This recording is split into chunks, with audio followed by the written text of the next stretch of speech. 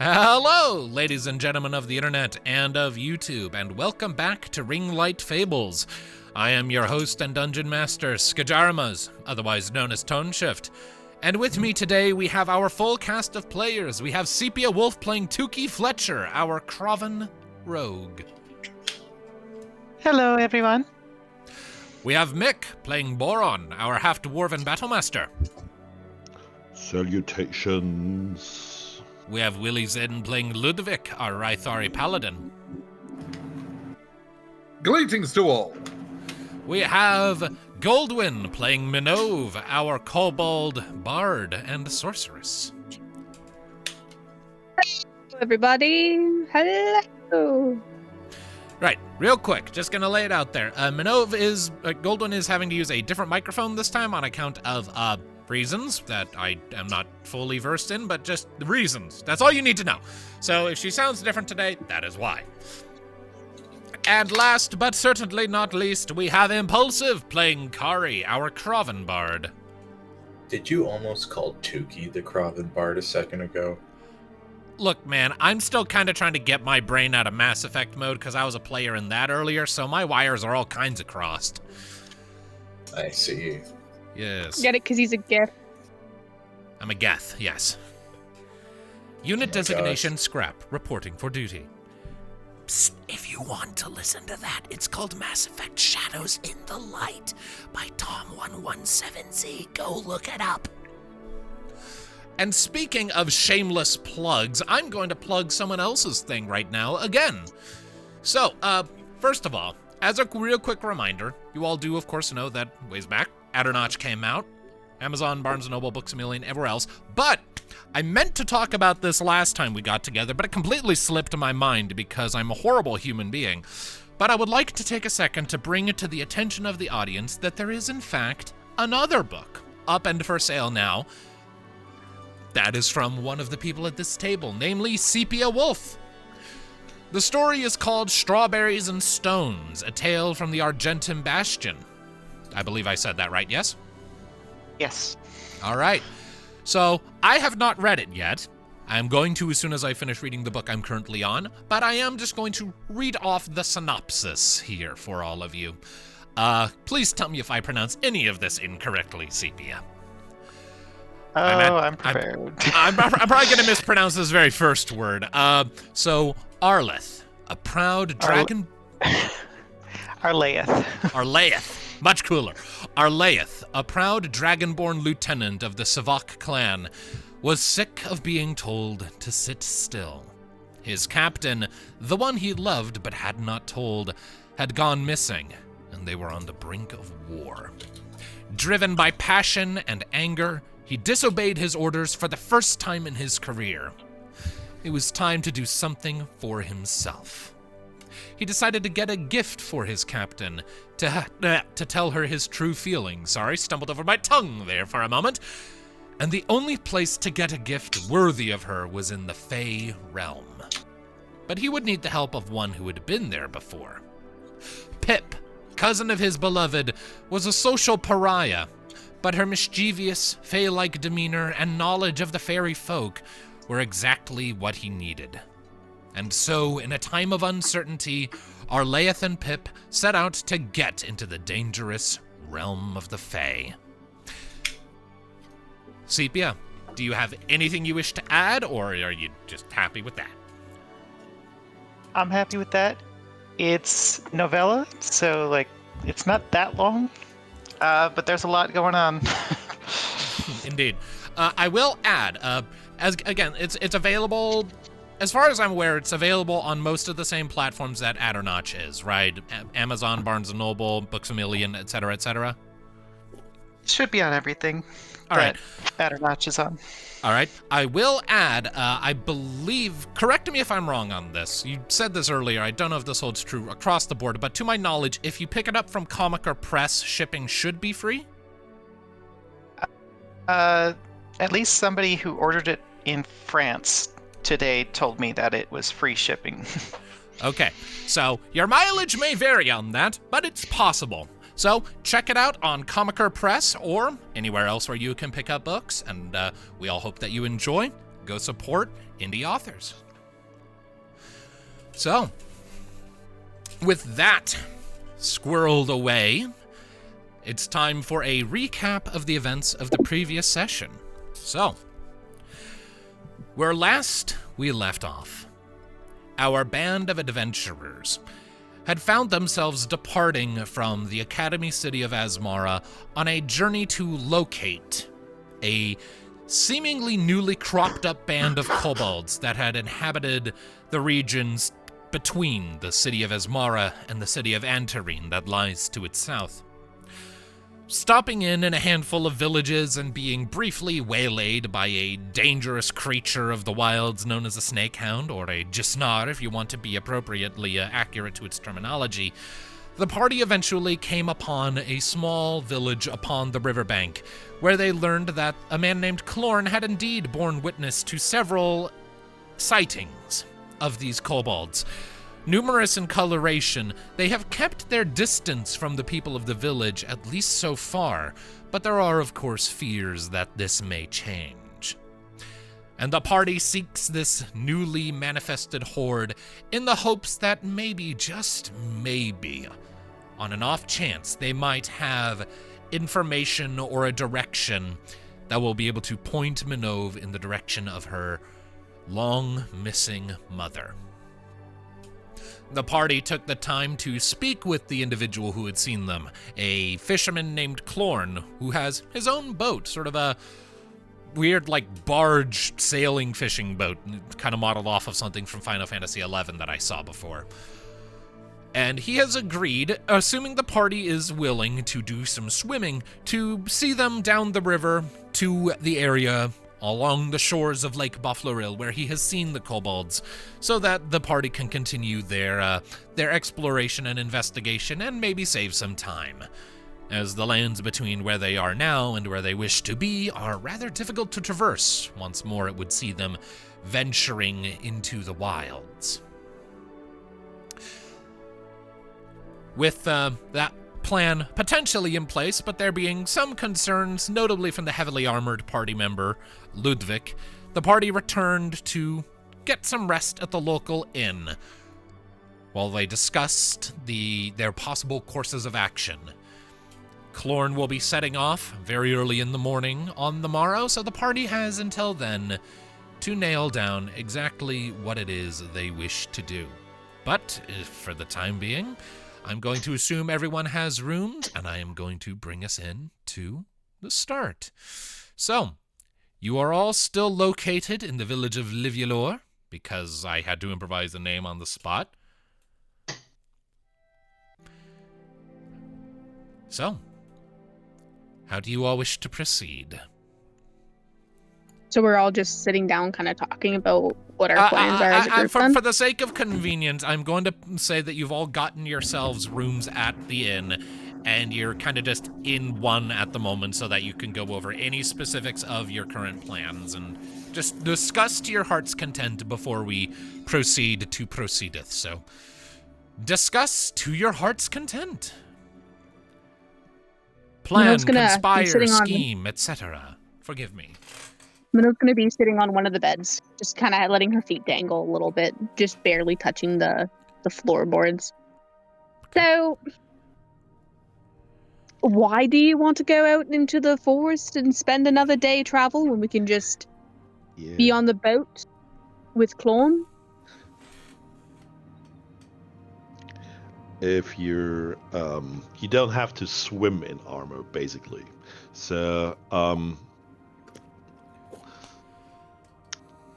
Boron explains to Ludviek how they used to tie their armor up and just carry a rope and then pull that to the shore or to the boat when they cross the river without a bridge or anything. We could also just find a floaty or a buoy of some sort and just put it on there and then just kind of like push it along the current with a rope tied to it, obviously, or then that would be a worse situation of just goodbye armor, shields, everything, goodbye. I like Boron's idea better. I think mine's more fun though. Just saying. Your definition Was of this fun a is situation? quite loose. Skitch, was this a situation that's the creation of the party's own doing? Kind of. Right, you weren't here for this bit. I will look over at Kari and just nod my head. So just to give you a little bit more detail, the main reason this is a problem is that Clorn's boat doesn't come with like little extra rowboats. And it's not designed to wind up on the beach. It's very much a stay in the water kind of vessel. So if it gets beached, that could be a problem. So he basically said, like, I can get you to that location, save you a lot of time, but you have to be okay with swimming at least a little ways to get to shore because I can't get this thing off the sand if it gets on the sand. Right. So, and Ludviek was worried that they would sink because some members of the party are covered in heavy armor, and in real life you will sink like a stone if you are wearing heavy armor and fall into deep water. I do realize now I forgot to ask the NPC how close to shore can you get? Because 20 feet or something. When he like mentioned it, it didn't seem like he could get awfully too far. Like from how he worded it, it seemed like you could row across, which rowboats from a massive sail, from my knowledge, can be up to like 30 feet. Maybe 50. Or so. 50 from the shore. Yeah. Depending on how deep and how cavernous the lake is. But lakes typically can go down to like 80 feet. This is like a Great Lake-sized lake, so it can get fairly deep, nearer to its deepest points near the center. Don't worry, I know all about the Great Lakes. Lake Baflouril does not give up her dead. No, and it's one of those also lakes of where I assume if you get to the bottom, it's an endless pit in the sense of you sink in mud and quicksand at the bottom, basically. That's what I assume. All right. Well, in worst case scenario, we'll go with Boron's plan. Who knows? Anyway, Maybe there will be enough of a shoreline that it won't be that far. We'll need a sturdy and long rope, and we just need to tie up the equipment really well. Well, Rope? we I've are got that right here. I will remind you, this is a tabletop role-playing game. You all have 50 feet of rope. Hey. We are also in a fishing town of where there are plenty of great tires, and I'd be quite disappointed if Clone couldn't tie a good knot. Indeed. He cannot. Oh no. Don't you stop this again, Ludviek. Who's there? Anyway. Oh, that was a terrible poo impression. What am I doing with my life? Anyway. Oh, You should secure your day job, Sketch. I feel like I'd be better as Eeyore. Because it's all for naught. Don't worry, no one cares about me anyway. God. So are we gonna take Clone up on his offer to take us out to the lake, or are we just gonna unfortunately walk through the horrible terrain I for say we a day take or it two? up. Not too much of an inconvenience.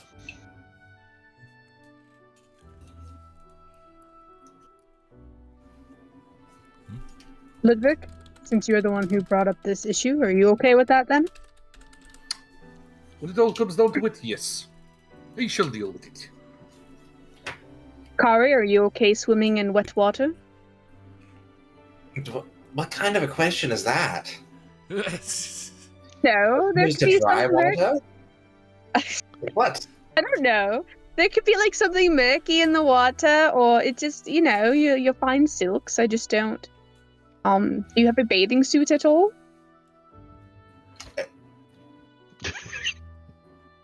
No. You got like a little speedo. What? What is that? I would like to speak to HR, please. What is HR? Sorry, unfortunately, that doesn't exist in this timeline yet. Or if it does, it's No, not even in if this it did. area. And even if it really, really did, it only half applies to Boron and not the rest of us. That is Yeah. true. Anyways. Unless It's Godfrey would be humane. HR. It's humane treatment, not human. Would Humane Godfrey resources. be HR then, in that case? Well, anyways, we're going on a tangent. Are you okay swimming through at least 50 feet of water? I don't know how to swim. Well, you're going to Okay, learn. we need another rope. We need another... No, You know what, see, Kari? I've Kari. decided my job. I decided my job is at this plot cul-de-sac that everyone's put themselves into. I'm gonna make even worse.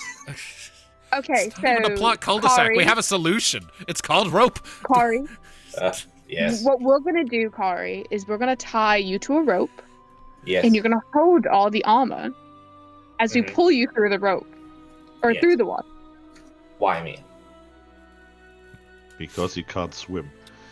Because you offered. No, that's not canon anymore because we already have a solution. Look, let's just not make this more complicated than it needs to be. You have agreed to just do the fucking rope trick. Does that sound good? We're gonna do this. And Yes. Tuki, as offered, since I asked everyone, are you comfortable with it? I'm not a bad swimmer. I float. I move a lot. Well, good thing that's like 3/4 of the entire need to swim. Floating and moving are two great factors in that. I'm also from an island. That as well. That as well. Yes. So you also were on a ship, weren't you? More or less. So look at that. We got ourselves an expert now. Captain Tuki. Are you sure you want me in a leadership position?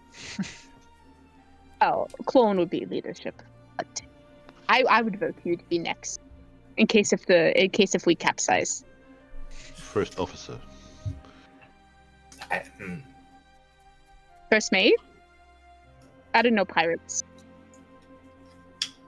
Either or. We should probably, if we're gonna go then, we should probably get up early as Clone is very set on going before dawn. Unfortunately. Yes, so Boron, you have to be up. If not, I will play a very unnice tune in your ear. Yeah, I know. And then you're going to be a bitch to me, and I don't like that. I'll be up. Okay. All right. All right, well. Good night, everyone. And Minnove's going to hop off the bed and scuttle to the door and go to her room. You said scuttle, and I immediately pictured Minnove doing like the on all fours General Grievous like rapid crab running. Tail just wagging in the air. I'm just going to stick close to her since she still won't take her ringstone back. So good night, everyone. Good night. Right. So it looks like it's a boys' night. Mm-hmm. All in favor of just going right to bed? Yeah. Aye. So Okay. Let's go. All right. I thought it was going to be girls' night. It's called subversion of expectations, Goldwyn. All right. So you all tuck in for a night of eep. You take a long rest. Cool. All right. Good night, everyone. Good night. All right, so the following morning comes soon enough. The mist from before continues to persist, a thin fog, a haze over the land, pierced from above by sunlight, creating this sort of almost heavenly golden radiance, shafts of silvery and largely golden light sort of piercing through the haze and blocked by, of course, foliage and structures. It's almost dreamlike as you're getting your gear on, glancing out the window, just seeing the landscape sort of shifting, the god rays gently angling with the movement of the rising sun. It doesn't take you Too late. No. You get yourselves quickly squirreled away, your gear on, and set off from the inn without incident. Following the sort of cobbled path down the slope, sort of following along a cobble rock wall, eventually you come around the bend, and of course there's Clorn's boat. You see Clorn up top now, and he is fully clothed. He's not shirtless anymore. Has a got sort of like a dark colored undershirt with sort of not necessarily tight, but rigid sort of dark brown vest sort of slotted over top of it. Seems like it almost forms sort of like just a little bit of protection from the chill winds. He's in the middle of just finishing some last adjustments to his rigging as you sort of come around toward the gangplank, looks down toward you. Ah, there you all are. Cutting it mighty close. Finishes tying off that knot. So, I take this to mean that you're all on board? I mean, as on board as we can. The poop deck is where we will be. Right. He kind of like does like a little mini salute. Right. Should be able to handle the vast majority of things pretty much by myself. The boat's big, but it's not necessarily complicated by water standards. That said, if I do ask you to do something, please just do it. Ask questions if you need clarification, but, you know. Aye. Right. Sure. Right, well, come on, get on board. And with that, Minnove will jump the gap. Not big jump, but obviously, like, jump the gap onto the boat from the dock. I mean, there's a gangplank, but all right. Minnove being extra. She's just being extra. Yeah. All right. Right. Well Ludviek will walk the plank over, but then look warily down at the water, and then just sit in the middle of the boat, far from either edge. Fair enough. Right, we're gonna be on the water Boron's for. pretty used to. Sorry. Gonna be on the water probably for a couple of hours. This ship isn't the fastest in the world, but we'll be following the flow of the water, so that'll give us a bit of speed. Wind seems to favor us, so I imagine we should be reaching the waters of the lake proper probably within a couple hours. No worries, we get to enjoy the beautiful morning sunrise of Lake Baflouril. Indeed you do. Hey. Hooray. Minnove then takes her stance at the I forget what it's called, but the peak of the boat, The prow? Kinda like- Bow? the prow, like essentially like a Titanic standing at the end. You're standing like at the Rose of nose. Titanic. At the nose, yeah. None of us knows naval shit, I don't think. I sure don't. We're calling it the nose. I thought that was called the bow. Probably. It is. What the bow was the back. That's the stern. Yeah. Then what the Yeah, fuck is forward the part of the- prow? I have no idea. Watching Pirates Cool. of the Caribbean did not help me. Maybe paying attention to Pirates of the Caribbean would have helped. It's the forepart. Basically, it's the bow is the front, the prow is the middle front. So it's the throat. The Yeah, bow is the basically. head. The prow is the throat. Yes. Gotcha. Okay. Doesn't matter. We're not getting too into the nitty-gritty here. So as you get yourselves situated atop this boat, after a few final checks, Clorn undoes the things tying it to shore and pushes away. The single sail this raft has unfurls, catches a nice wind, and you begin to sail away from Livulor. It is. So, just for humor's sake, is anyone seasick? Does anyone get seasickness here? You know I- what? Let me. Like, is this something you want us to roll for, or is this like a real life question? I'm asking if your characters get seasick. If they do, it's up to you. I'm asking you to make Nope. the decision. I shall leave this up to fate. I'm gonna go with no, because like, have you seen those videos of like people holding a chicken and then they'll like move the body, but the head does not go anywhere? That makes sense. The answer is yes, Skidge. Oh, Oh, everyone is seasick. all right. Minnove. Except the birds, I guess. I guess. And the Ludviek. dragons. I mean, Ludviek really hasn't been on the water itself like this. Actually, No. I believe Boron has been on the water several times. Probably. Following the flow of the river does make for some forms of travel to be more expedient, presuming you have a boat Yeah. for it. But I don't expect there to be big waves. Honestly, there are no tides in this world. There are tides. And, minuscule. No, they're substantial. No one Okay. knows how the fuck they Okay. work, but they're there. Look, if there weren't Oh, right. tides, the oceans would stagnate, everything would die. There are tides. Oh, I have a lore okay. reason for that I cannot tell you. I see. What if I said pretty please? No. Oh, okay. Look, I look, tried look, It would be- that. Look, here's the thing. The Dragonkin saga is kind of the main scenario storyline of this setting. A lot of the secrets were gonna get unveiled in that given time. So if you want to know why there are tides, pay attention to that for a while and it might come up. Very well. Yes, Well, there smooth are plug. sun tides, but okay. By the way, Skidge, if you want more fitting music for us being on a boat, you could always play Sea Shanty from RuneScape. I could, but I don't want it. You know what? No, Don't worry. no. Hold on a second. I got this. Hold on a second, everyone. I'm going on a little adventure.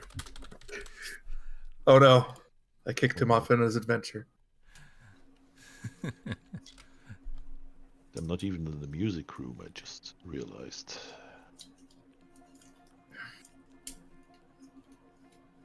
Okay. That's not Sea Shanty 2. It's not. You're correct. Looks It is on a river, Kari though. Looks like Kari is canonically playing Sea Shanty 2 on his guitar. Sure. I wonder how many people are going to get this reference that I'm making right now. Sepia will get it retroactively one day. Won't get it right now, though. Anyways. I don't think that counts. Probably not. But yeah, so while at least one member of the party is very, very uncomfortable on the water and experiencing seasickness in the form of Ludviek, you are very queasy and upset. Boron, I assume it's the same for you with that 1d6 roll? He is queasy, but he keeps it under control. Okay, even though that's the worst possible roll you could have made there. All right. Either way, so, yeah, the boat manages to pick up a pretty decent clip between the flow of the water and the favorable wind. You get a pretty decent speed going. So, following along the flow of the river, I'd say you cover... it's like a little over 2.5 hours of going at a pretty solid pace, all told. Before, where on either side you're surrounded by the shore, it occasionally steeps up into cliff faces and then back down into beach and gravel rock sides. Occasionally you see different types of animals or beasts huddled on the shore, the occasional, like, brown bear drinking from the fresh water source before scurrying away as your boat slopes by. You see a colony of river drakes sort of established themselves into a rock face to sort of call out to your boat as you're passing, more like warning, like, this is our territory, keep going, asshole kind of calls, but they make no effort to pursue you. Every so often, flocks of birds flutter overhead, disturbed by some other thing in the water. Every so often you do see the occasional, like one or two along the way, other very small little fishing hamlets, presumably connected to Livialore via other roads or just conducting trade via boat. They're tiny settlements, largely undeserving of barely even more than a little acknowledging nod. But eventually, the shores around you begin to peel further and further and further away as the waters ahead balloon out massively. So far ahead of you, in fact, that you can't see the opposite shore, the waters of Lake Baflouril. And for those of you, Tuki, who have been on an ocean before, it is a similar sight and a familiar feeling, absent perhaps the briny scent of salt water.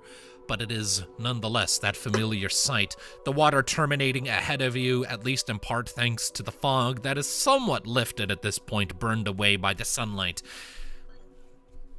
Anyone looking over the railing might occasionally see a shallow water fish swimming up to investigate the hull of the boat before swimming away when they realize it's moving real fast. Only a handful. And eventually, the sail sort of furls back up. Clorn does something with a rigging somewhere that does that, because I don't know how boats work. And he calls out to all of you, "Right, go any further with me and you're just going to be out in the lake. I'll try to get us close to shore. You want to be near where the kobolds have been seen, right?" Yeah, if you can get us as close to the shore as possible, that'd be ideal. But yes, where you spotted the kobolds previous. Right, well, in that case, and the boat begins to groan slightly as it starts to turn, sort of bending southward back towards the shoreline. I'd say after about maybe like a couple minutes, I would like, because this problem was Boron's, this problem was Ludviek's concern in the first place, I would like you, Will, to roll me just a flat d20. Understood. Just make for me a vibe check. 5. All right. So, regrettably, you don't find any steep sort of cliff faces you can easily just pull up next to and jump over to. You're forced to kind of pull to a stop before hitting like shallows enough to ground the ship. I'd say maybe 50 feet from the shoreline. Right, it's as close as I can get you. Awesome. Thank you there, Clone. Very much appreciated. You're welcome. Yeah, Minnove will run up to him and give him 2 gold. Oh. for his trouble. Oh, well, fuck, thank you. All right. Thank you. Thank you kindly, and don't die. I'll try not to. Or I'll make try you not out to of kill it. any of them either. Kind of looks at the coins for a second, like, that's $200 fucking dollars. Cool. It's like, Minnove God, has these no guys are broke. concept of money, by the way. I don't know if you guys have caught this or not. We may have. She plays in places for money so that she can, like, afford to eat and sleep and whatnot, but, like, she is not frugal at all. Don't let her have the purse. All right. Nah. So, it is awful far from shore. Better get swimming, Kit Kat. All right, Boron. In this whole time, Ludviek, while they've been traveling down, Ludviek had, basically taken off his armor itself and prepared it like Boron had suggested. Yeah. Through all the rope, and I won't necessitate a roll for that because Boron's done it before, so he knows how to do it. So you've got that set up. all right. So now we have to swim to shore then. Indeed. All right. So. Right. Minnove will try to make a dive into the water as she spearheads. All right. Are you trying to be fancy about it, or are you just going? She's just going. Okay. She's aware that if she tries to be fancy, she's gonna look like a fucking fool. Right. She's gonna end up belly flopping, so she's just gonna cannonball in or like just jump in and then start swimming. Fair enough. So, like, I'm not gonna necessitate rolls for most of this. The only exception, again, is Ludviek, because he kind of brought all this up in the first place. I am my own worst enemy. Yeah. All right. What do you want me to roll? I would like you to make for me a... First, let me get some ambience going to fit our environment. There we go. Ooh, yeah, just heighten the stress. Thanks. Boron, you've been doing this a Usually long time. athletics. What's athletics? Yes. Okay, sure. Go ahead and make for me an athletics check there, Ludviek. 17. So, lucky you. You have been submerged in water before when you went to rescue Minnove. So, you have at least a basic idea of how to swim. It's maybe not graceful or elegant, but it is efficient and effective. You have a fit body, you're well trained, physically well conditioned, you know how to move and how to carry yourself, and there's a little instinct in the back of your head, some primal thing that's like, water, paddle, boy, paddle! As you very rapidly sort of get yourself dripping wet and maybe perhaps a little bit grumpy, but otherwise fine and unbothered to shore. Okay, so I didn't really choke it like I was Golden Boy or something. Yeah, no, you nailed it. Like, it wasn't graceful, but you managed just fine. You don't lose any HP, nothing else, you're fine. Good. I had a backup plan just in case things went wrong. Would you like some swimming lessons? You did very well. It's just clear that you're not familiar with it. I have not had to go in water that deep many times before. And yes, I would very much appreciate that if you would be willing to teach. Though, maybe on a day when we don't need to go away from water so much. Minnove's gonna shake dry. Just a little water. Glad you made it there.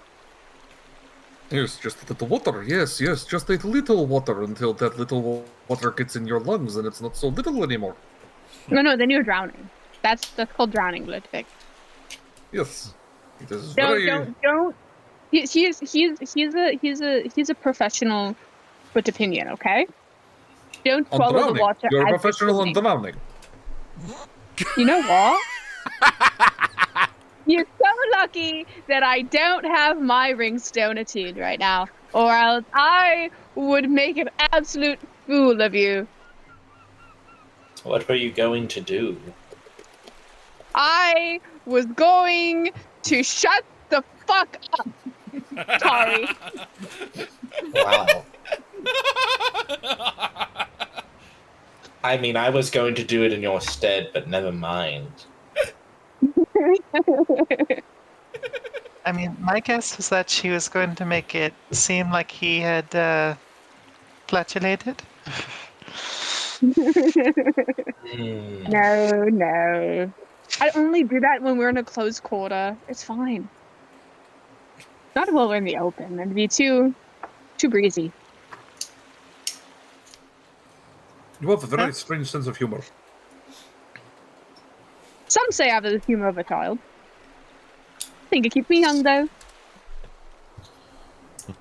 You say that like those some aren't actively talking with you right now. Do you guys call me have a humor of a child? I don't know. Yes. Yeah. And she kind of like skips off. What just happened? Don't know. No idea. He's don't just believe gonna keep Minnove pace with happened. Minnove. Sorry. Anyways, so you spent about 3 hours on that boat, like 2.5, so you have a little over half a day's travel left. But the terrain ahead of you will very much constitute as difficult terrain. However, because you have the shoreline to follow, assuming you stay on that, there's not really much of a chance of you getting lost. So I guess really all I need to know is who is taking point. Are we rolling at all to not get lost? No, because as long as you don't go wandering inland into the trees, there's not really a chance of that happening. The beach is right here. As long as you stay on that, you pretty much always know where you are and how to get back to where you were.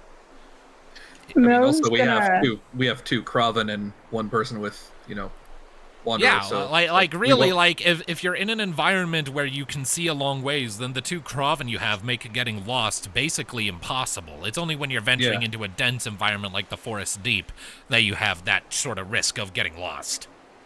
Yeah. I am a Kraven and a Wanderer. Like, I have that feature too. Yeah, so like Tuki getting lost, highly unlikely. Minnove's gonna be sniffing around, seeing if she can get any sense of it, any kobolds around. All right. And I'd like Ludviek at the same time, unless you want to Minnove first. Yeah, Minnove, you're sniffing around. 14. So the waters of Lake Baflouril aren't necessarily salty, but there is definitely a watery scent, and the air here is damp, which it doesn't eliminate scents, but it does sort of deaden them a little bit. It's sort of like a muffling effect, kind of like hearing someone yelling through a wall. You can hear them, but it's kind of hard to make out the details. It's kind of like that, so you're picking up scents, but they're kind of muddied, and beyond that, you're having a hard time, again, you don't really have a good foundation of what you're looking for to base your detections off of. You're not sure what scent you're hunting for. But right now, it just smells like the beach, so... Well, she's gonna sniff the air a little bit. Oh, not anything particularly strong other than the fish, but... I mean, no, I don't know. here's a thought. Yeah. We could try and triangulate a little bit. I'm not exactly sure about how far we found the unfortunate horse, but if we use the 2 directions, we can try and pick out one to go.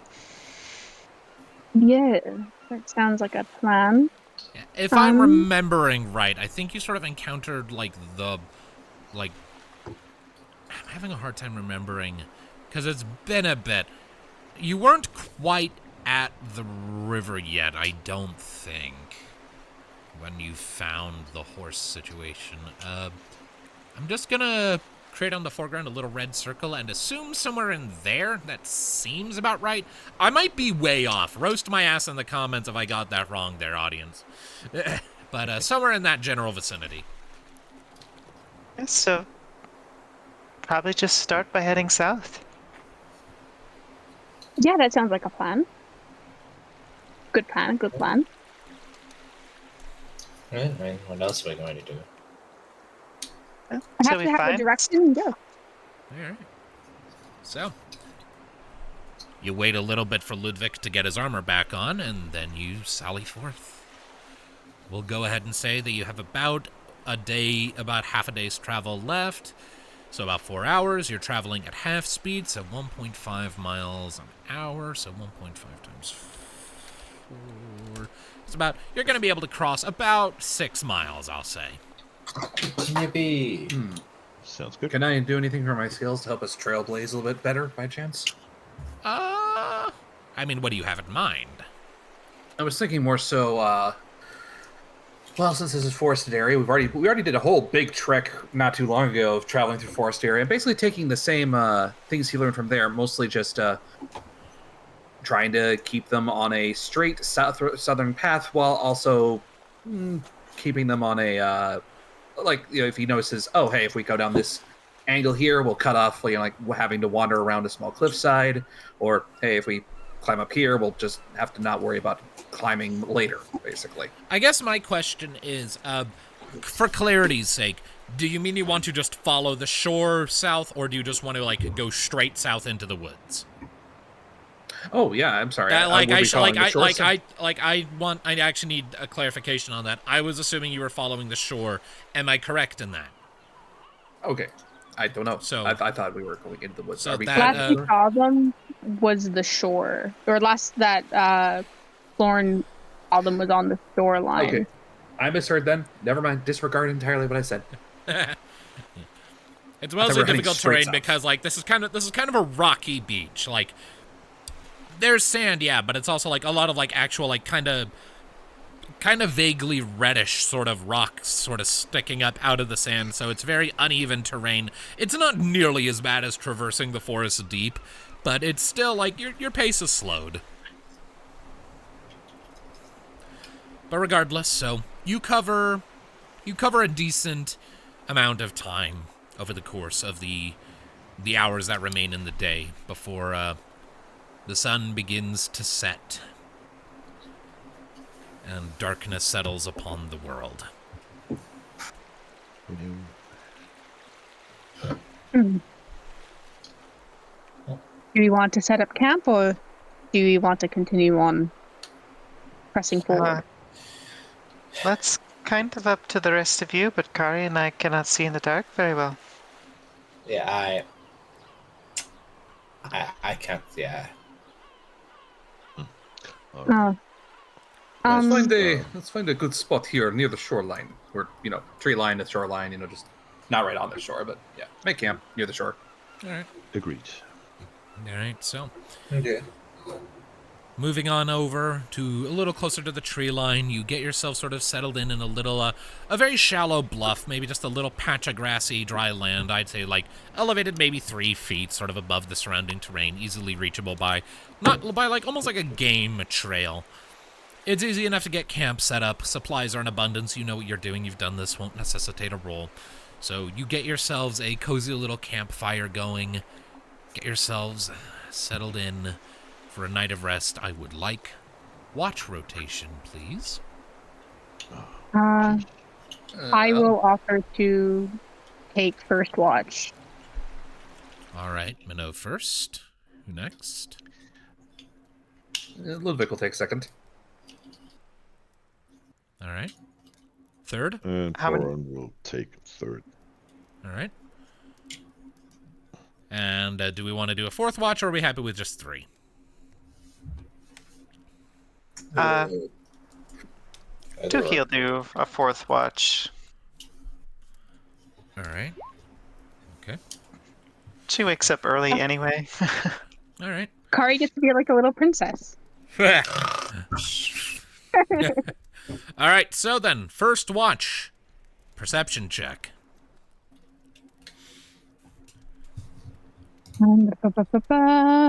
Perception. 11. So, keeping your eyes and your nose sort of attuned to your surrounding environment, you pay attention as well as you normally would be able to, but there is a little part of your mind that's just a little bit distracted, just the tiniest bit of jitters, I guess. Okay. But otherwise, go on. She's gonna try and like calm herself down in the sense of her jitters, realizing that it's like could be excitement, anxious, whatever. And she's gonna like hum herself a little tune. Okay. While she's like waiting for the next watch. All right. It's a pleasant little tune. You've hummed it before. It helps settle your nerves at least a little bit. The repetition of the task gives your mind something to focus on that isn't the numerous uncertainties that currently linger ahead of you. But aside from that, your watch passes without incident. So, second watch was Ludviek, I believe? Yes. All right. I also sent you a thing. Which of us? DM. Okay. 1 second then. Pause for a second, everyone. I need to double check something.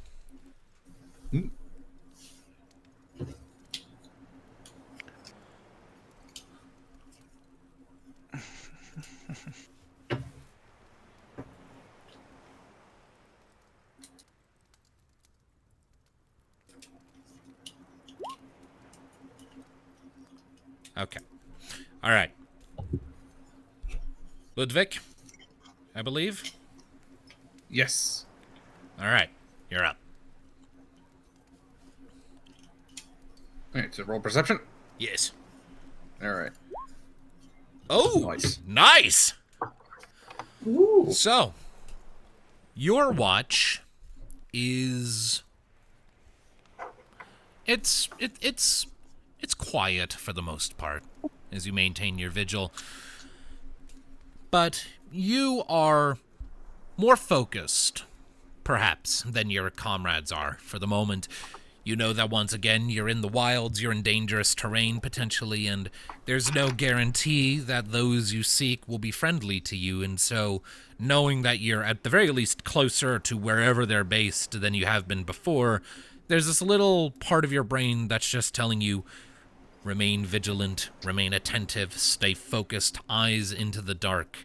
Keep a very, very careful watch, and it pays off well for, I'd say, near the end of your watch. While you do not hear it, and it's too far away for you to catch a whiff of scent, you, Rythar, do have dark vision, yes? Mm-hmm. So, you, as you're sort of scanning the shoreline ahead of where you are, at one point, you do see some figure sort of ambling out of the tree line. And like a ways away. This is not like close to you necessarily. It's something that you're only seeing because that perception check is big. This is someone who's like, you're not close enough that you could really yell to them and hold a conversation. They're too far away for that. But you pick out a figure emerging from the tree line, sort of dragging themselves down toward the water. And I need to do a roll of my own. Yes. Whatever it is you're looking at, it doesn't appear to notice you. As the figure just settles down by the side of the water and looks out at it. And it's quite a distance away, you say? Yes. I'll say, though, that with a 25 perception, I'll give it to you. You can tell that it is a kobold.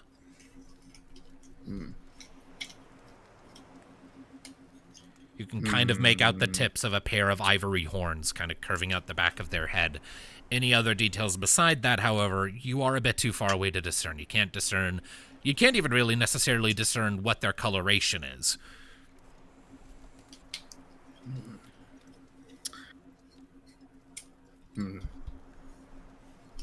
All right. Who am I sitting close enough to any of the others? Like, I don't know how close in fire circles and whatnot everyone is, but like, do I see who's closer to me, Tuki or Minnove? I don't know. Who are you standing closer to? Nah, damn. It's up to you, All right, man. you know what? Where do you stand? Yeah. All right, hang on. That's what we're gonna use. Odds or evens? Odds. Okay, I'm standing closest to Minnove. I try to quietly shake Minnove awake. Minnove. Minnove. Yeah, what? I spotted a kobold. I'm right here. No. I shake her a little harder. No, another kobold. I see another down there on the shore. Minnove's gonna like rub the sleep out of her eyes and kind of blink a couple times as she like looks to where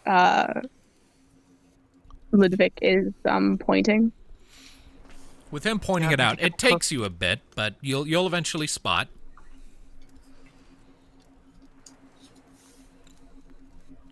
You were saying something, Sepia? Do you want me to go in and take a closer look?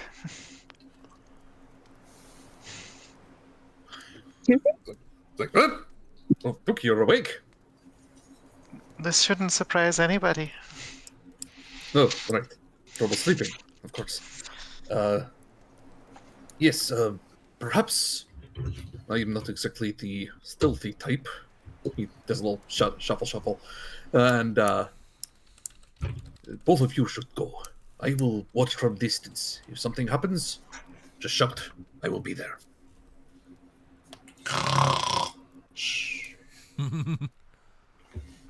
Just careful about the earthquake over there. I mean, in my experience, that just provides more cover. That is true. All right. Minnove's gonna try and so this might be a little weird, but for sake of longevity, she's gonna take off her like big robes of clothes to try and like almost look like she blends in with the with like kobolds that wouldn't wear clothes normally. But she's still wearing like clothes just for decency. All right. It sounds like she takes off her like big robe and stuff. Right. So you're more down to just like the undershirt and like the pants then. Yeah. All right. Fair enough. All right.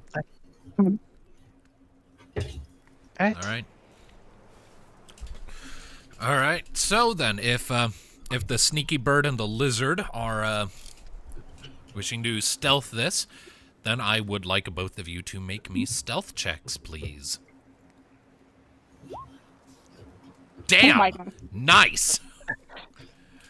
High five, Tuki. Okay. Nice. So. Dab me up, bro. All right, so in that case, the two of you sort of slink into the darkness of the shrubbery a little bit. Tuki, you have a slightly harder time navigating on account of you don't have dark vision, but Minnove more than helps you with that. Sort of a, like... Yeah, actually, that's a good question. How do you? Do you just, like, take a hold of the tip of Minnove's tail and let her guide you? Minnove... Go ahead. I was going to say, Minnove, like, offers her tail or offers her hand, whatever you prefer to grab, or even her horn.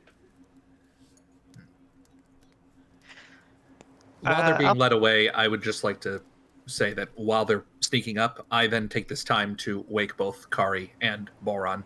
Just in case something does go wrong, we'll all be prepped. All right. Right. Boron will spend the time putting on his armor. All right. So. I think Tuki will take your hand just because Steadiness is good. Yes. So the two of you sort of using the foliage of the forest as cover, sort of follow up the shoreline for a ways. It takes you several minutes of walking, especially given you're moving at a sort of quiet, sneaky pace.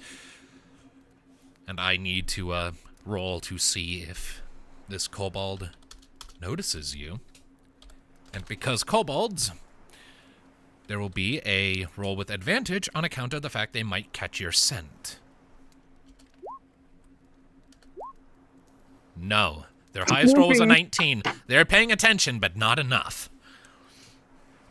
So, after a few minutes, you sort of come up. Sort of, how are you approaching? Are you coming up from like the side or from behind? What are you doing? What are we doing, Septi? I think since they're trying to sneak up on a kobold, Tuki would take them up from behind, but would probably pause a short distance away to be like, do we go around now so that we don't startle them? Or this is kind of where you need to be the one making the choices? Minnove's gonna like,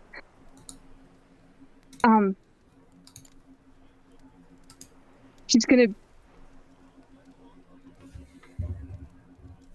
shouldn't startle them. We don't want them to run away.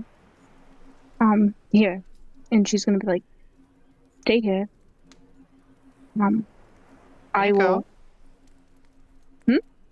Before you go, do you want this back? She's gonna look at it. And her hand's gonna hover over it like she wants to take it, but there's like a slight hesitation.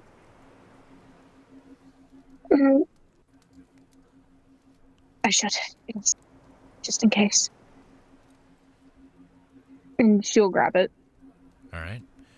And kind of stuff it away in her, like, in a pocket or something, like, hidden on her body. All right. It's still a process that takes time to attune, but you now have your ringstone back. She's not going to attune to it, but she's going to have it on her just in case. All right. And once Minnove is like 10 feet away, Tuki is going to hang back, but she is definitely putting a hand on a hilt. All right. So, with that, Minnove, you making your approach? Yep, she approaches. She tries to approach calmly, the best that she can. All right. And she kind of sits up. Hello? And she kind of says it in Draconic. All right. As you're sort of approaching the kobold, you start to realize that it appears to be on the younger side. You can kind of tell that it's a male. It appears to be a guy, at least from body type, but much younger than you, like barely more than a child, barely more than a hatchling. And he appears to be actually on the skinnier side. Like, this is not a kobold who's well fed. And as you call out in Draconic, in Dragon Tongue, he jumps, like visibly sort of startles, springs to his feet, spins around toward you. Hey, it's okay. It's okay. It's okay. Hi. Hello. Don't be scared. Hi. And Minnove's gonna kind of wave her hand. It's okay. Are you hurt? Sort of. Are you all right? Kind of sniffs in your direction. Since we've kind of established before that, like you've mentioned to me, I believe that Minnove's grasp of Draconic is not the best, right? It's rusty. She hasn't used it. She doesn't really typically talk with it, so it's rusty. Okay. She can understand it better than she can speak it. Okay, just do me a favor then, and just make for me just an intelligence roll. Just to see sort of how well you're sort of recalling how to actually speak this shared language. Like, you know it, again, but this is just kind of to see how well your communications come across. Yeah. 17. Okay, yeah, all right. You're feeling pretty confident. Your word choice might be a little weird from time to time, but like whatever you're trying to get across is getting across. There's no like mixed signals here. Okay. So the kobold sort of looks at you, sniffs a few times at the air to sort of get your scent. I don't know you. Who are you? Where did you come from? I'm Minnove, Minnove Ringdancer. I come from city's town over there. I'm not here to hurt you or anything of the sort. I'm here to understand. You cut out a bit. I couldn't hear what you said. Sorry. I'm here to understand or no, honestly, but I'm not here with any malicious intent. But I am from this town. You're from a human town? Yes, but again, I assure you, I bring no weapon, no ill need. I'm not even attuned to my ringstone.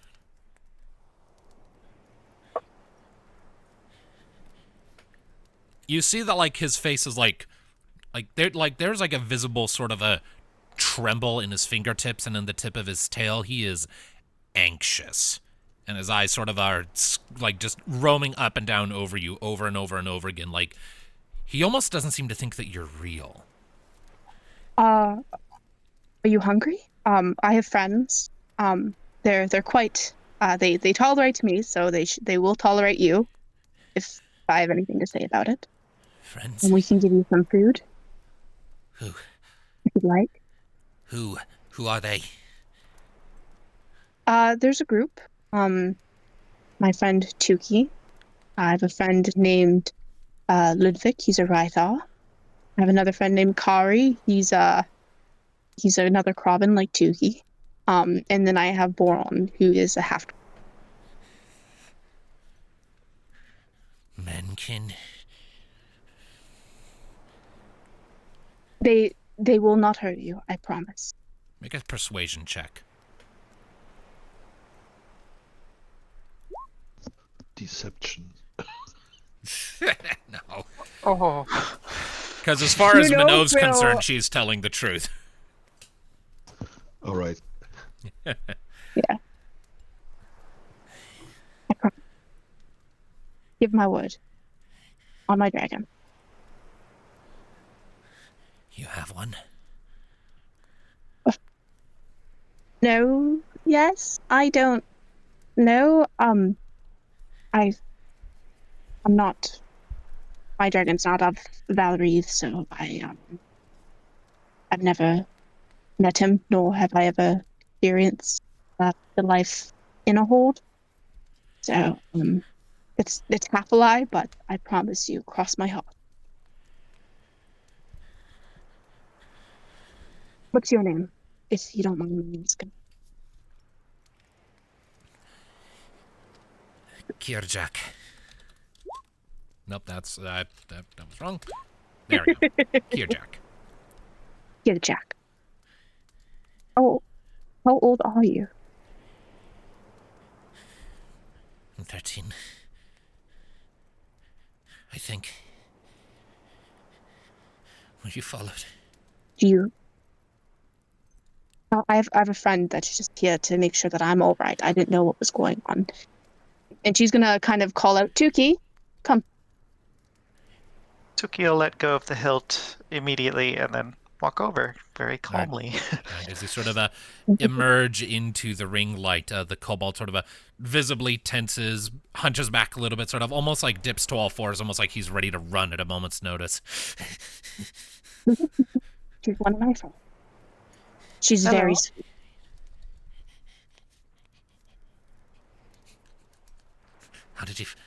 What are you doing here? You were looking for us? I'm looking for someone, but not of any. You. Have you seen any red scales? Several. Minnove's gonna look visibly shocked. Oh. They Okay. make up a portion of our number. Number. So How did... you have a family. He sort of looks away. Tail lashes a few times in agitation. Here, Jack. Come with me. I can give you some food. No, I'm already supposed to be heading back. I wasn't supposed to come out this far. Here. Give me 1 second. Stay here for 1 moment, okay? I promise I will be right back.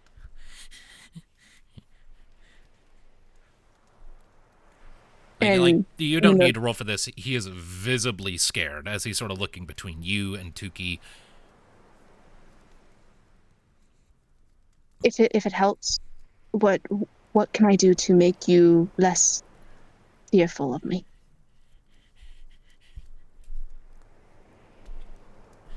How do you even know to look here?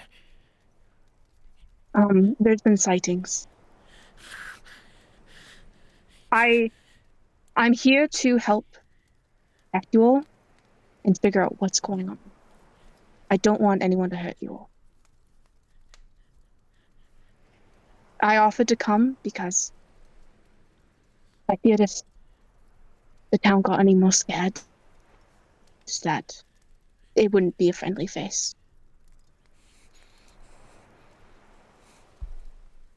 I want to help you or figure out what's going on, and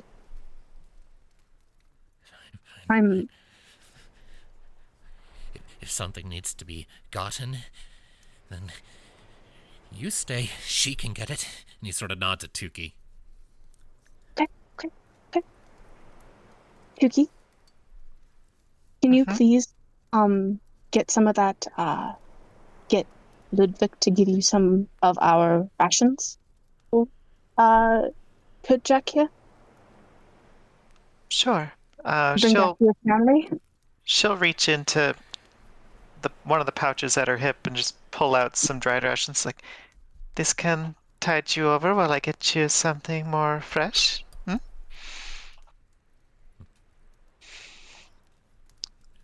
kobold sort of tilts his head at you. I should mention that, he hasn't said a word of common this entire time. He's been speaking in Draconic the whole time. Ah, my bad. Yeah. So you say those words to him, and he just kind of tilts his head at you in confusion. Eyes sort of linger on the meat you are sort of holding out, though. I mean, I'll direct that at Minnove, say the same thing. Like, I think Tuki would recognize somebody in a similar state to herself. Yeah.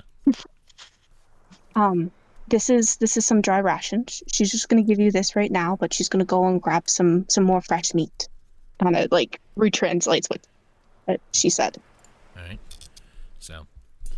Tuki's gonna take note of that, and then she's gonna head out. All right. So you sort of hand the rations forward, and Kirjak sort of again, he sort of leans away from your hand for a second, almost as if he's afraid you might hit him. But then the sight of some food sort of overpowers his reservation, almost like a viper, his hand sort of snaps out, sort of roughly takes the rations, and in a moment it's stuffed into his face, and he's just narfing it down.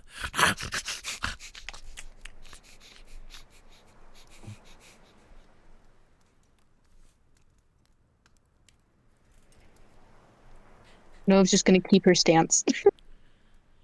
Not try to make any more sudden movements or anything like that while Tuki runs away. Not runs away, but runs to heads back to get some stuff. Yeah.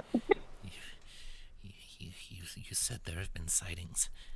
We've been seen. Yes. By who? And that's why fishers. One more time. Fishermen. Anyone else? No one else that I can gather. Only fishermen have been talking about it in taverns and in local. And the guy is high on shrooms. There was an incident with the horse when we were walking up from to Asmara. Other than that, You sort of sniffs the air at you again. Were you? You weren't one of us, were you? Fortunately, I was raised in the city of Antarine. My mother was a kobold from what's it called? Lassoon. And she hatched me in Antarine, and I've been looking for her for 10 years. Najira, if that name rings any bells, but I'm not in a state of hope for that. Najira? Yeah.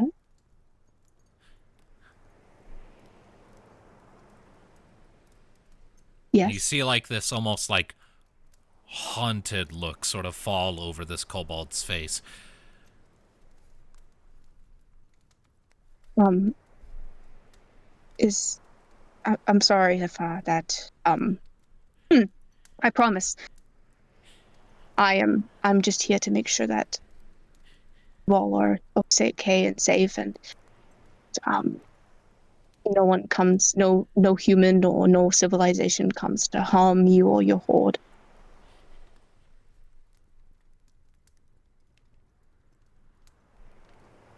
With your dark vision, you kind of catch it. You actually see that, like, as you're sort of saying these things, like, he doesn't seem to be listening to you anymore. You just see, like, the sort of distant look on his face, and you can actually, like, see, like, a glistening in his eye that you know to be, like, the beginning onset of tears. Kajak, And we're going to cut back over to Tuki. So, Tuki, you were returning to camp, yes? Uh-huh. All right. At this point, everyone else is kind of up. Boron is finishing strapping on his armor.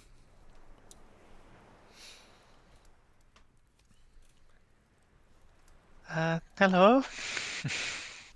So, I'm not entirely sure what's going on, but it appears to be a very young boy. Very underfed. I'm just...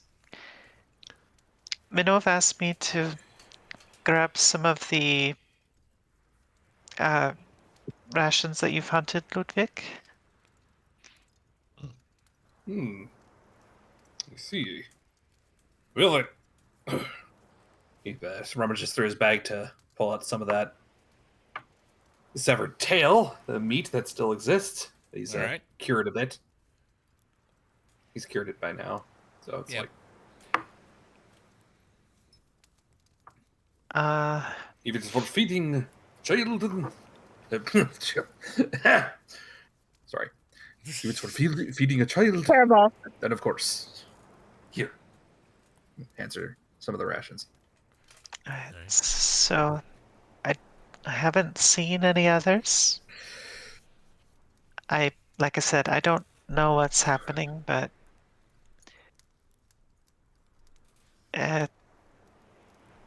progress. I would probably stay back. He seems very tense. Doesn't sound like any invasion force I've seen. Well, depends on the purpose. if they get hungry enough, they could be an invasion force for completely different reasons. Justifiably. Yeah, you're right.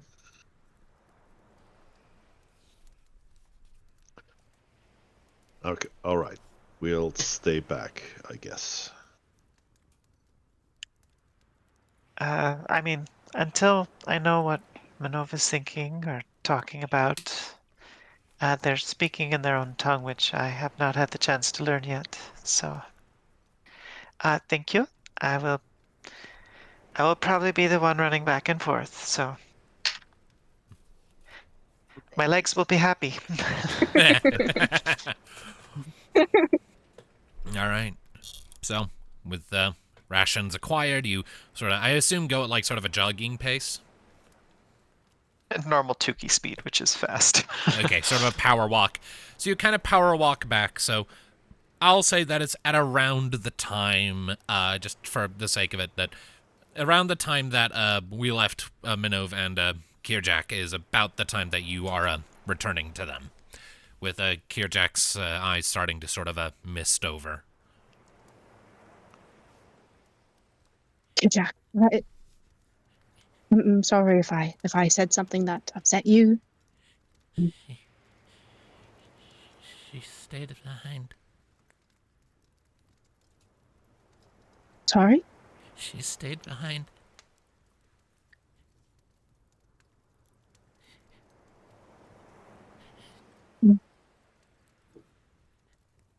Where? What?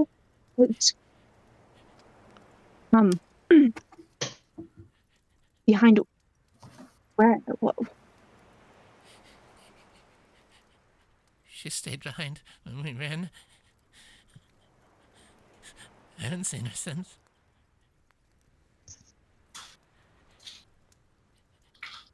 What? And at this point, Minnove's kind of also getting a slow motion. Tuki will just make a gentle whistle tongue sound at them. Tuki has returned with some food. Minnove kind of takes that to regain her composure. And Minnove will gesture to Tuki and gesture to Kerchak of...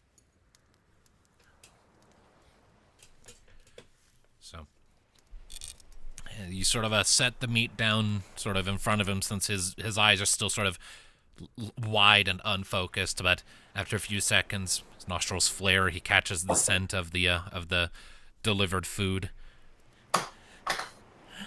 And like you see like his eyes sort of widen a bit, because like I imagine that like, because like Zisnar was a very like it had kind of a girthy body for how long and slender it was, so I imagine these are like fairly substantial cuts. Leaving that to sort I'm assuming that. So so he kind of looks down at them, sort of falls to his knees, and just immediately starts tearing into the first cut that Tuki set down. Like in that kind of manner that you might expect from an animal that is just storing as much food as possible in the body to make sure, one, that nothing else takes it, and two, for fear of when it might get to eat again. Minnove? Hmm? Do you think maybe you could check and make sure nobody else needs it as much as he does? I mean, I would happily hand it over, but if others need to eat too. Minnove's gonna kind of wipe her face a little bit. Yeah. And she's gonna like bend down to get to his level of what he's eating, to take it, but just like to get more personal. All right. For Jack, do you have any family that also is hungry?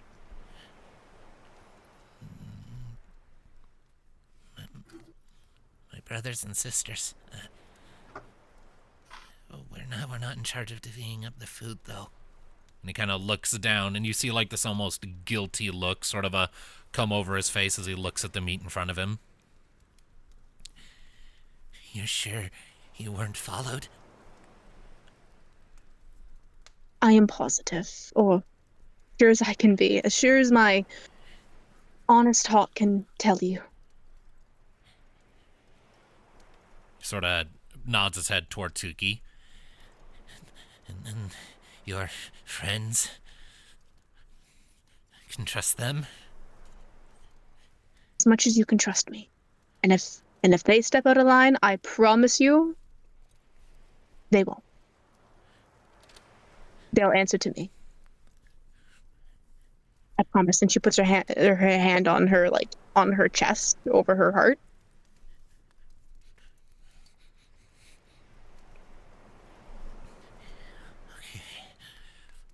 Okay.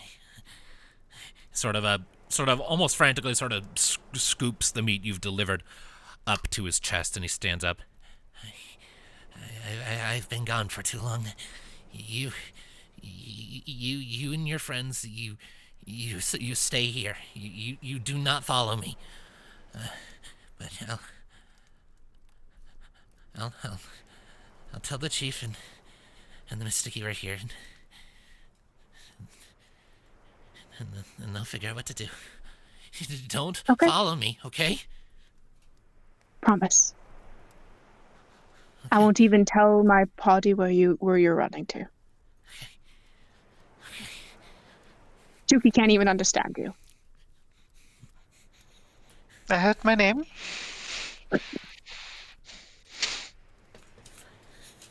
And he turns and sprints away, sort of awkwardly carrying these cuts of meat close to his chest, and just scampers into the tree line. Minnove will stand back up and let out a big sigh. You alright? Facing him while he's gone.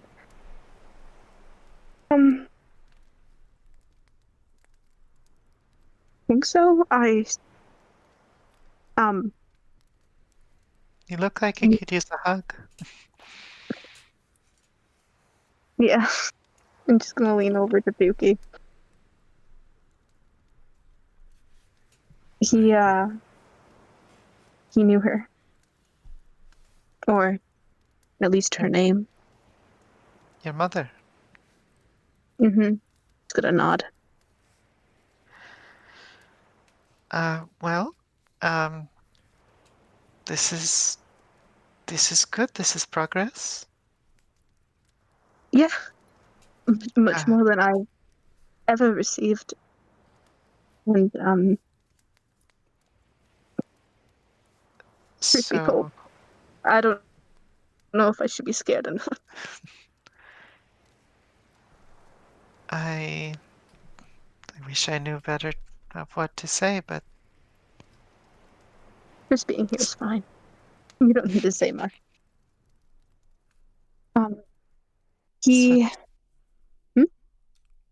Go ahead. No. You say something. Well, I don't know your language yet, though I do have some translation now. But what is the plan? So, We're clearly not following tonight. No, he didn't want us to follow. He made it very clear that we're not to follow him, but he's taking the rations that you gave him to his family, his hold. He said that he would speak to the chief about us and that we are not to leave. Not to leave? I don't know. Well, not to leave where we are. Until either, I guess, he comes to say something or the others. But we need to stay put until further instruction, according to him. All right. And they're clearly not allowed to follow. In fact, I should have closed my eyes then. I trust you. Well, let's continue trying to make a good impression. Yes? Yeah. Ludviek and I try. can put our skills to the test and maybe gather some more things for them to eat. And otherwise, maybe as patient as we need to be. Yeah. And Can be.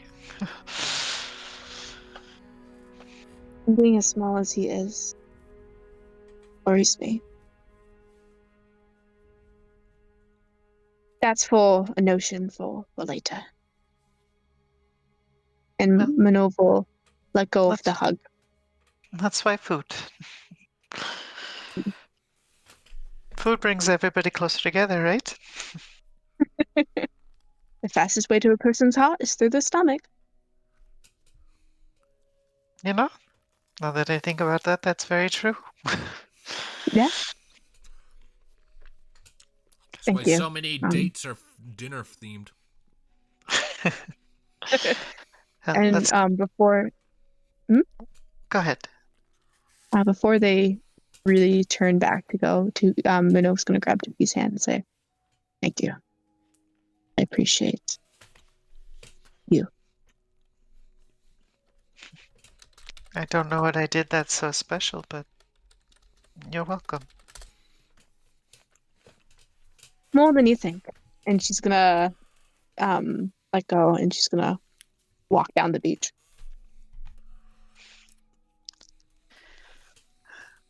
Do keep up.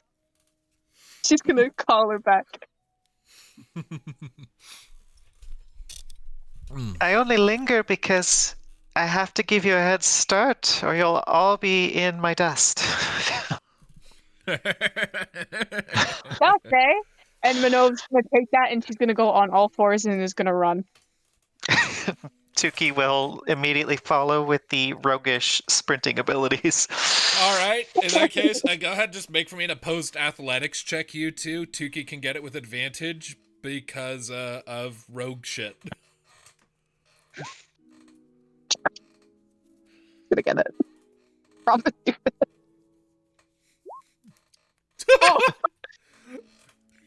So Tuki soundly defeats you in this little impromptu race, Minnove.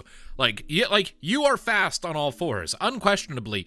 Tuki, on the other hand, has much longer legs than you, therefore a longer stride, and also she does this for a living, this just moving all the time thing. So she has a much better way of planting her feet in a position that gives her more forward momentum, and so as such, she just kind of springs past you, just like doing, doing, doing. Like her every step is almost like a forward leap, where you're just kind of scrabbling along the beach shore, rock line. It's like, oh, as she just, just gets ahead of you a full third faster than you. Minnove's just gonna laugh as she tries to keep up with Tuki now. All right, doesn't take you long going at that speed to make it back to camp.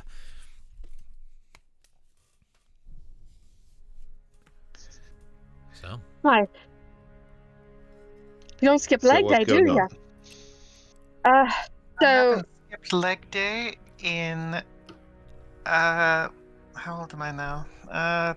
Like 7 years. So we saw a boy. He was very famished. He took some of the rations to give to his family, to his hold. We are not to leave, as he said that he'll talk to his chief about us. He's aware of everyone, so don't, and please. He's very frightened.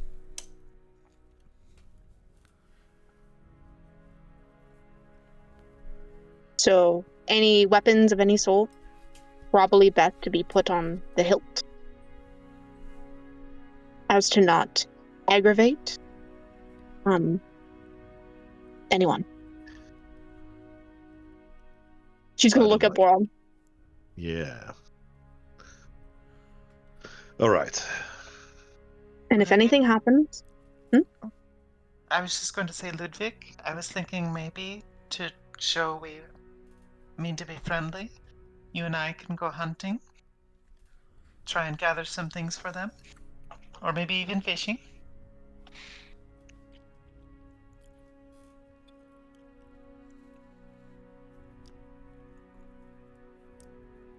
Will? You didn't fall asleep while we were away, did you? Will, is your mic muted? Hello? There you are. Yes. Okay, yeah, the mic had somehow disconnected. I'm sorry. Yes. Right, sorry, I had missed that at the end. All right, please repeat what you said before. Since you and I are outlanders, I thought we could do some hunting or fishing to show that we mean to be friendly. That would be a very good idea. However, seeing it is the middle of the night still, moon in the sky, what's up with that? I do believe we should probably go back to rest. We can do that in the morning. But that's a good idea. Yes, I didn't necessarily mean immediately.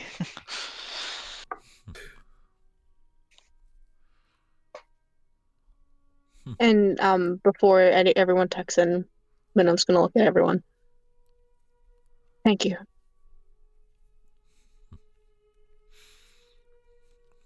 I still don't like it, but all right. I trust you. To be fair, we are both a little surly because we both had to, put on armor all over again. Probably just better to sleep in it at this point. Good night. And then he wakes back up. Wait, it's my shift. Well, I guess he's switching over to Boron now, since he's up. Yeah, kind of. Might as well. All right. So, the rest of you so you start to tuck back in for rest and what sleep you can get with this encounter with this kobold boy Kirjak sort of lingering in your heads.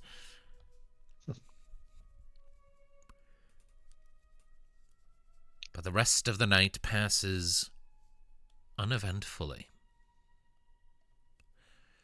Now, I know what the calendar says. The calendar says that it is raining today. I am going to veto this. It is sunny out.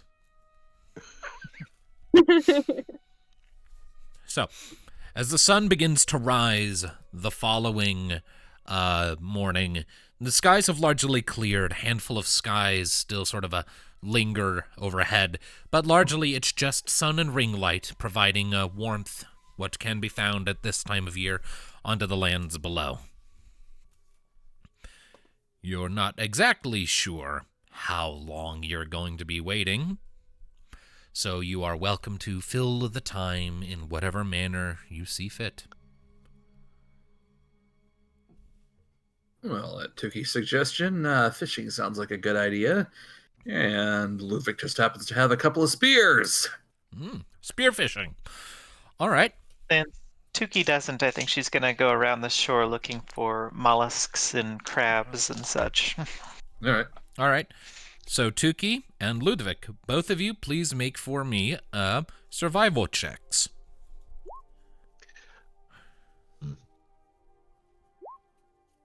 Both successes. So, Ludviek, as the morning is sort of going on, you manage to spear a handful of shallow water fish. They're not necessarily big, but they're more meat than bone at the very least. You do spear a few that are more bone than anything else, and you just kind of toss those back in, even though they're very dead after you spear them. But nonetheless, I'll say you managed to come back with like maybe 5 or 6 fish that you managed to spear.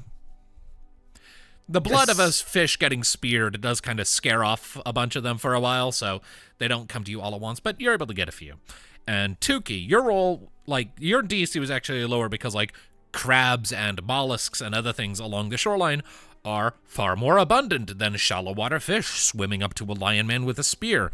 So you only needed, a 12. So it's not necessarily as much stuff, but you managed to fill up, I'd say, I assume you guys just have a travel basket or something, just some container where you're able to put in a handful of crabs and some mollusks and other shoreline meat items that you stumble upon. Easy enough.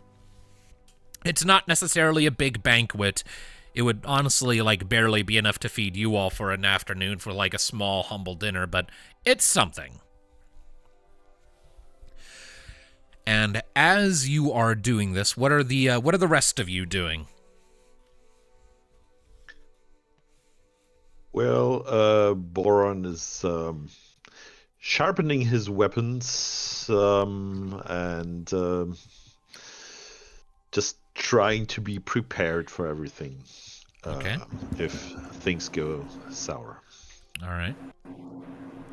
What is Kari doing? Stretches. Okay.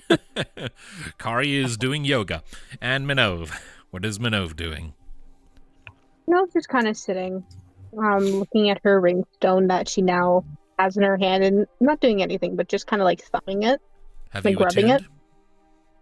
Nope. So you have it, but you haven't attuned to it. Understood. Yeah. She's just kind of holding it, looking at it, just almost lost in thought. All right. Give me just a moment. I need to double check something.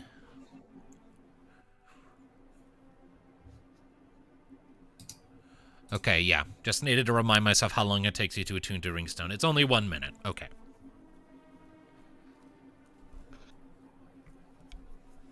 Okay, so in theory, you could reattune basically whenever you want. You're just consciously choosing not to tether the Luma you have beating in your breast with the Luma emitting from the stone in the palm of your hand. Mm-hmm. But after a while, I'd say it's getting on to maybe like around like noon, like getting on towards lunchtime, when you do realize that someone is on approach. From the same direction that Kirjak had fled, you see a different figure walking your way. And it appears to be, it is another kobold. This one, unlike, I'm just going to go ahead and go out on a limb and say that Kirjak was also red, just because that's what I was imagining the whole time. This kobold, on the other hand, is, for one thing, visibly an adult. Much more, like, well-built physically. And, like, is actually, like, fully clothed. Like, Kirjak pretty much only had, like a loincloth, really. He was very underdressed. This one's fully clothed, yeah, but it's very slapped together. You see this yellow scale kobold marching toward you, dressed in sort of a patchwork of furs and leathers, sort of roughly patched onto his body in the vague approximation of like a shawl around his shoulders, and like just an approximation of fur armor. You see also a rather hold on a second, the music room isn't working for me. There we go. And you also see a rather gnarly looking sword bouncing on his hip. It's about the length, I'd say, it's somewhere between the length of a long sword and a short sword, but the end of the blade curves sharply into a hook shape.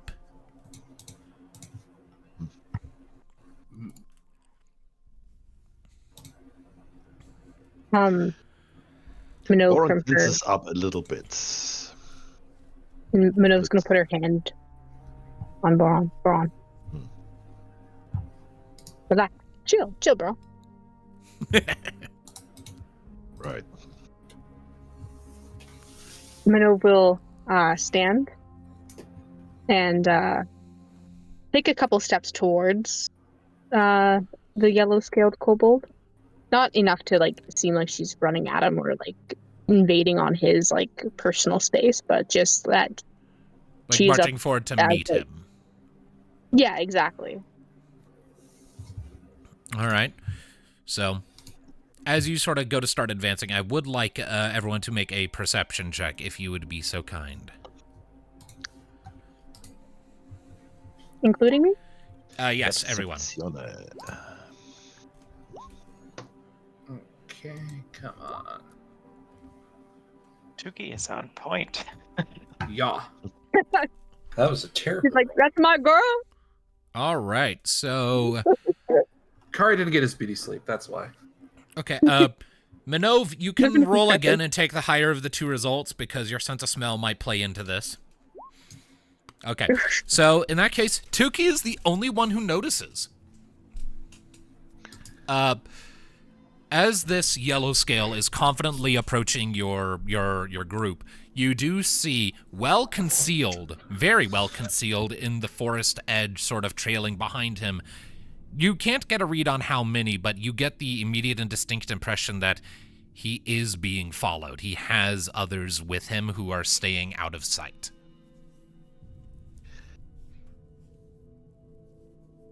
And Tuki is the only one who catches this. Minnove in her draconic or dragon tongue is gonna be like, hello. I'm Minnove, Ringdancer. Hi.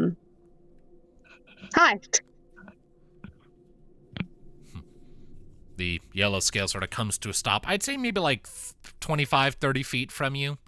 And sort of looking at him, you immediately get like this extremely sort of severe look about him. His brows are angled sharply down. He's a full adult. Still looks to be maybe a little on the underfed side, but maybe not to the same extent as Kirjak was. He looks you up and down, and you sort of... Then his eyes sort of drift past you to the rest of the group, who I'm assuming are kind of lingering closer to the camp. Yeah, but Yeah. Boron is he has his eyes peeled for the surroundings, and he is expecting that there's more than this one. All right. You don't necessarily see them, but you anticipate. Understood. Yeah. All right. So, Tuki is probably going to at least move up to be fairly close to Minnove, but still behind her. all right. So you stayed. And he's speaking in Draconic. Yes, as we were instructed by Kirjak. The boy was a fool to trade words with you at all.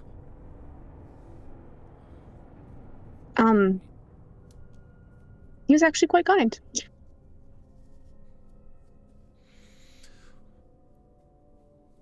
I will make myself perfectly clear.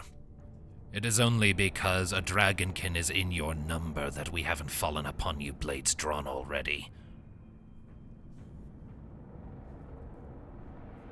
That you follow along this shoreline is no coincidence. You seek us. Why? I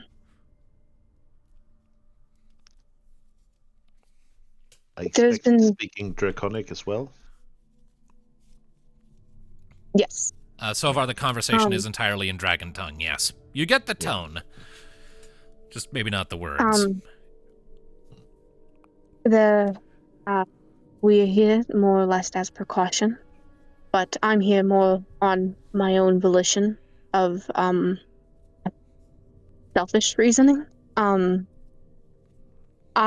am in search of another kobold, another red scale. Of the sort. My mother, Najira. The Kirjak seemed to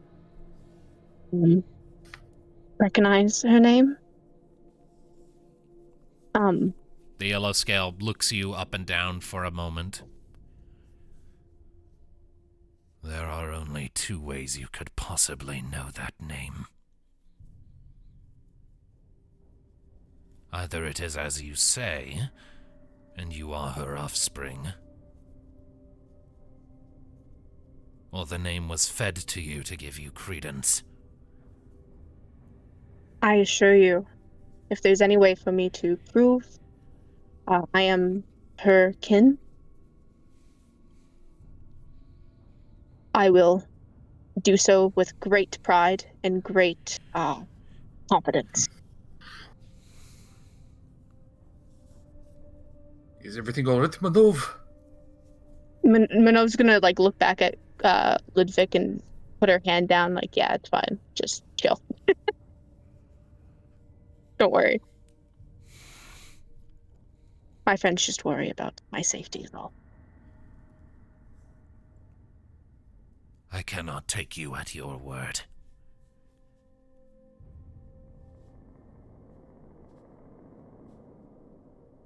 Then how can I prove my word?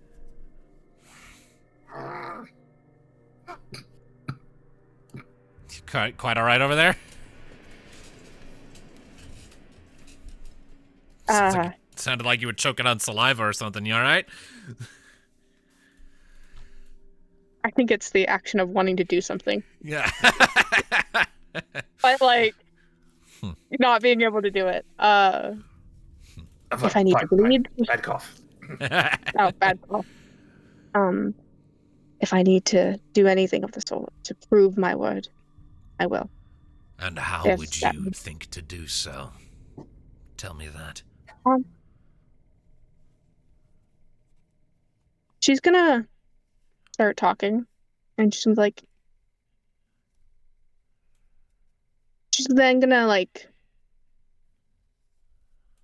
My mother, she left when I was 10. I don't have many memories that are there with her, but I do remember for the weapons that she used to wield. The crescent-like shape of them. I don't know what they were called. I was too young to really understand it, but... And, I don't know if she shared any information, but, she used to sing me a song when I was little.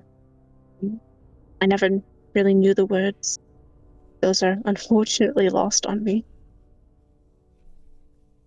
But, mind if I, hang on.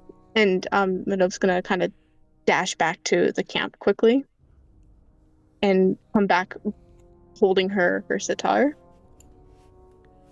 It was hers. One of the many things she's left me when I was young. And she's gonna mind if I play you a song? If not just for the jest. You believe this song can prove your words? I hope so.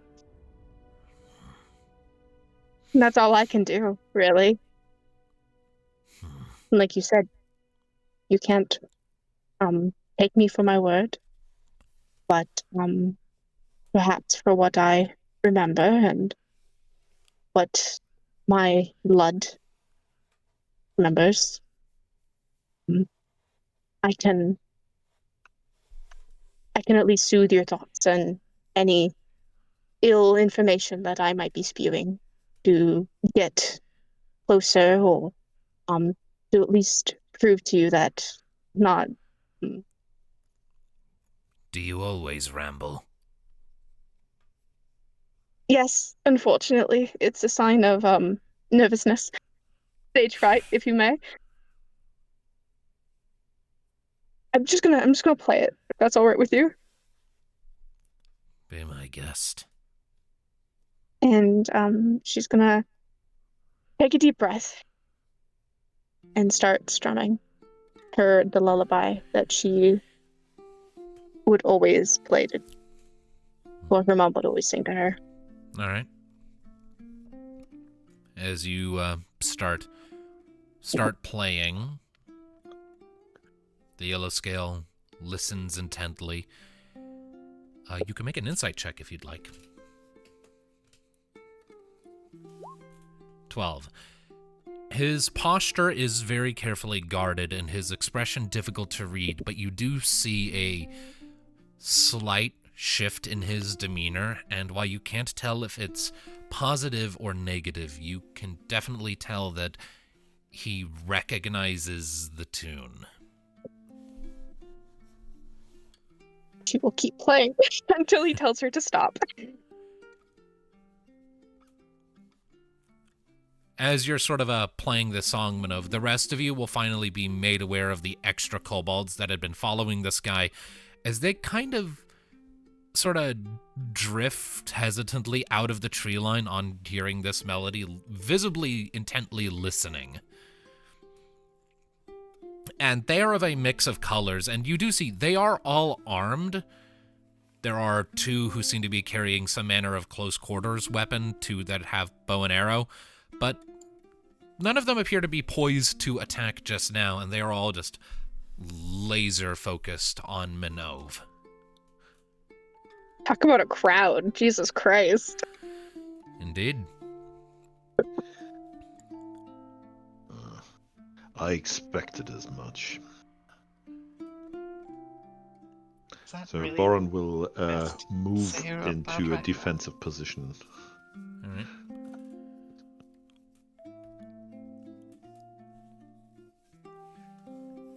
They don't move to attack. They do notice you sort of moving into that defensive position, but they hold theirs, sort of just keeping an eye on you, but mostly just focusing on Minnove as she finishes the song.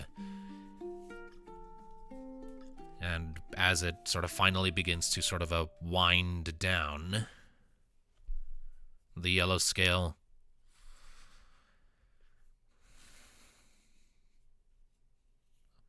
I hadn't thought to hear that song again.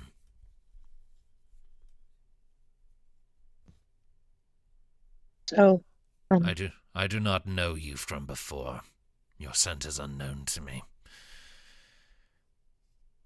But she never played for her captors, and they wouldn't have gone to such lengths to force it upon one like you. You say you are her kin? Fine. yes. I will accept that for now. But that does not tell me why you are here. Or why they, and he sort of glares past you at the others, these kin of humanity, follow you. They're my friends, and they're here to help.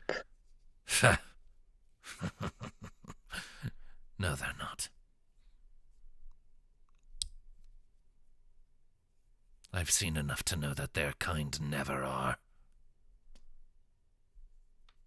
Well, I don't think you've seen enough then. I'd say I have at least a decade on you, girl. I'd say so too.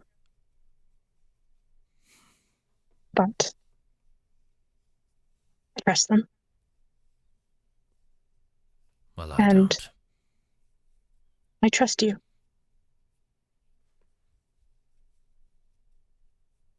As blind and naive as that might seem, I have no reason not to. They've saved my life more than not. I almost gotten eaten by a river drake one time. That was quite the spectacle. And they jumped in and saved me. They could have left me. Could have let the kobold die, and there goes one more red scale, right? Easy as that. But they've risked a lot to get me here, to help me here. But I'm also here on a business. Truth be told. So? Yes. The townsfolk, settlements that are nearby, have seen sightings of kobolds and grow fearful. I offered to come. Well, I offered, but I also was sent here. A friend to make sure that everything was all right, to investigate what's going on, so that no one did anything through fear. And she's gonna look behind her and kind of like say fear in a bit, and say fear and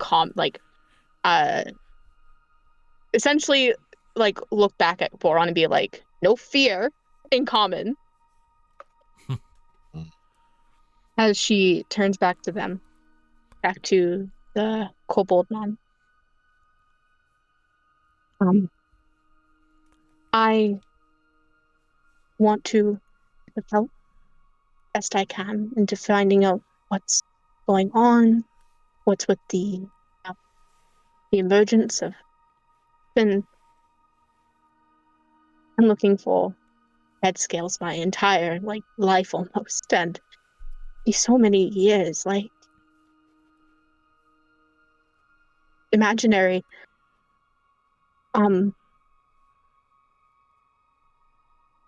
I've never, as you can tell, I don't speak well Draconic. I wasn't raised in a hold.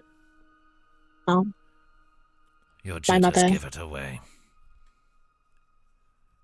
Yeah, I figured as much. But I was raised by people, and as scary as they are, I'm still here. And yes, and I want to help. Well,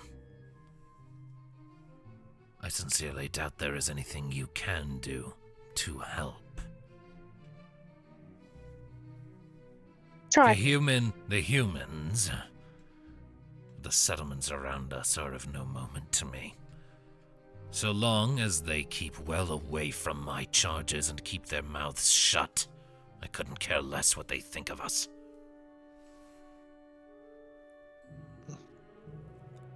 As for, I assume you want to find your mother. Oh, fine. What happened, or some sort of tale. Yes. Essentially learn, not more. If you seek her, you'll not find her here. I do not know that she even still lives.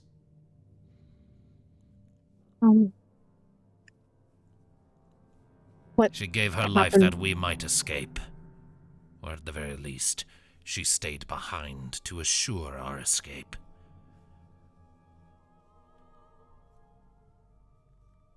Many did.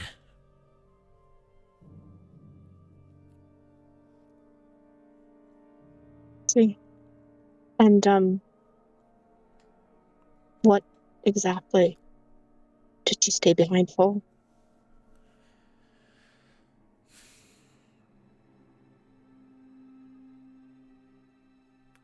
He sort of opens his mouth to start talking, but before any words can spill out, you hear from off to the side this heavy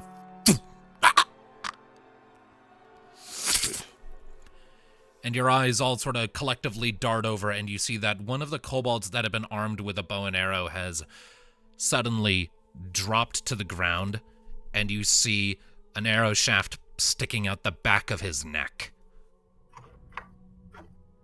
And the other kobolds nearby sort of scatter back a little bit, letting out these yaps of alarm, and the yellow scale. No, damn it! It sort of looks toward you for a second.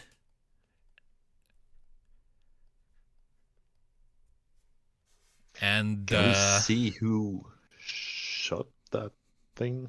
No. Let him narrate. Yeah. So you don't have eyes for a moment, but then you do sort of catch sight. You see for one thing, another arrow comes zooming out of the foliage, but misses its target.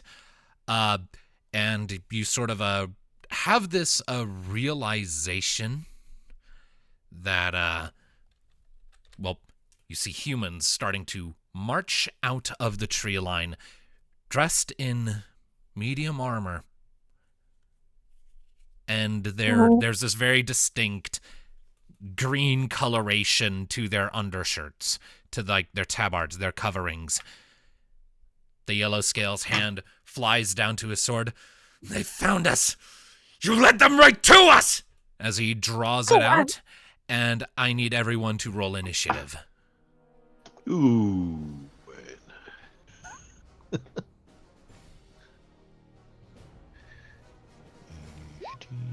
Initiative. Oh. just adjust this really quick.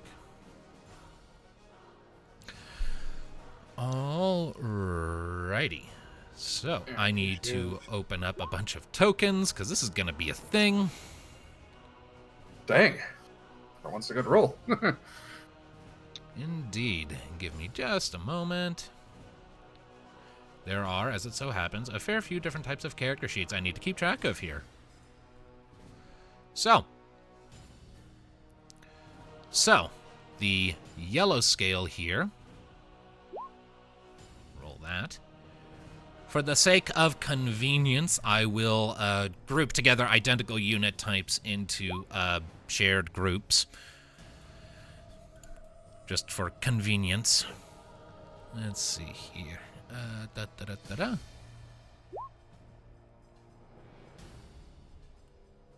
And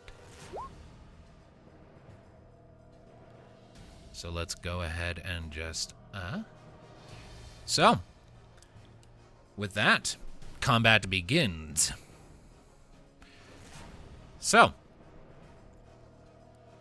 we have 3 separate hostile archers who are going to sort of move just forward enough to be able to shoot clear through the tree line. And, well, okay, that one's going to park himself there, actually. And all 3 have a target.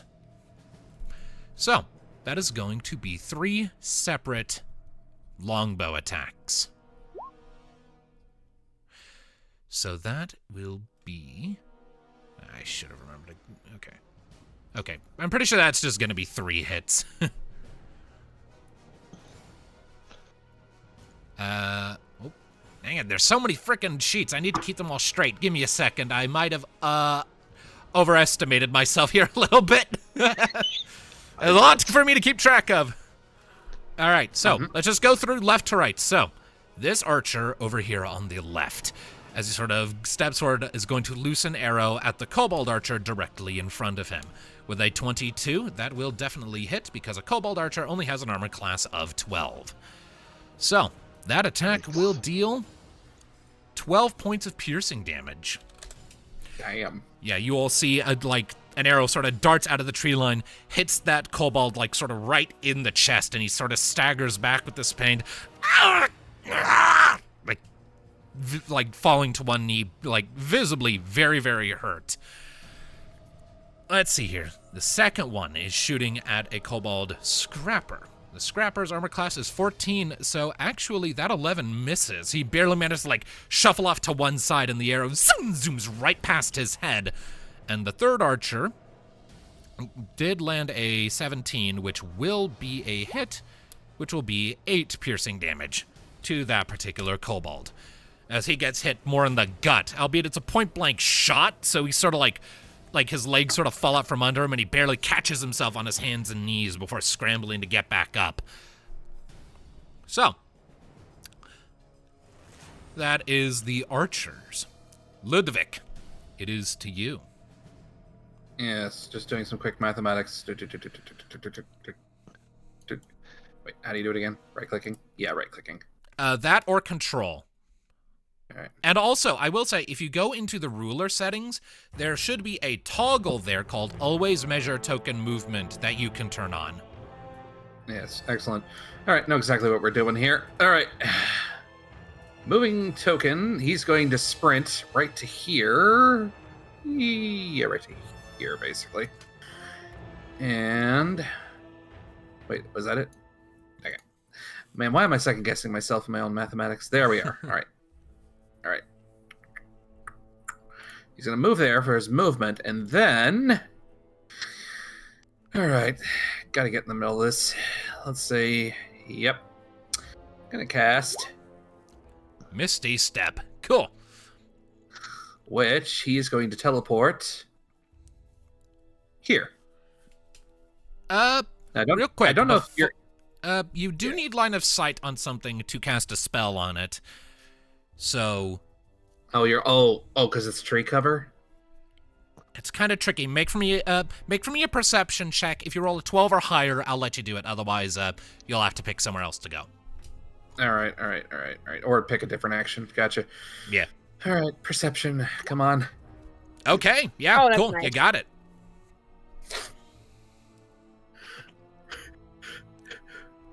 All right. Oh. Hey, Kari. A little low on the initiative there. All right, I've added you Okay. properly. There we go. All right. Well, than me. All right. He's going to tell... He's like, nothing personnel, kid. All right, yeah. So you kind of gather Luma around yourself and sort of just physically hurl yourself. You kind of come crashing through the tree line like an angry rhino as you kind of right yourself behind this archer. Sort of jumps in surprise. What the? And he is going to actually attack this guy, the Foot soldier. the melee here, the foot soldier. Yes. Who you see is armed with a spear and a buckler. All right. Well, I'm going to attack him with my normal warhammer, with shield in hand. All right. So one-handed style. 24 will definitely hit. Give me damage. All right, and yeah, there you go. 9. All right. So, as you come surging forward, sort of crashing through the tree line, as you right yourself, you bring your hammer up and then down. The foot soldier barely has time to sort of raise his buckler as your hammer sort of crashes into it, and like the metal of the small shield sort of dents into his arm, and he's like, ah, fuck. Okay, and how damaged does he look from that? Not terribly. Like, that definitely hurt him, but like, he could still take several more blows potentially. Oh, good, because here comes the second attack that I can do this turn. A 15 will not hit. Damn. As he, right. after he blocks the first blow and realizes that suddenly he's being set upon by a Rythar, he sort of shifts his body weight aside as you try to follow up with a second downward swing and just manages to avoid it as your hammer sort of crushes into the sort of a soft peat soil at his feet. All right, and that is all I can do. All right. So then, All right. that foot soldier is going to return the favor and is going to make 2 spear attacks at you. So that is going to be a natural 1 and then a 21. So the natural 1 fails, but the follow-up will hit for 8 points of piercing damage dealt to you. So your HP should be listed at 40 right now. Yes. So now you are down to 32. As he lunges forward and, like, you manage to bat aside the first swing, but, like, you quickly realize this guy is trained. Like, he's a professional.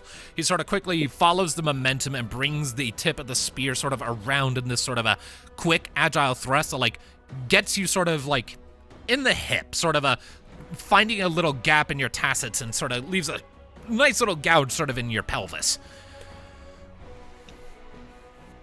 Let's see here.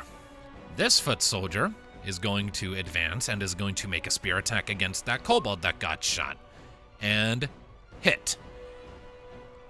For 9 points of piercing damage.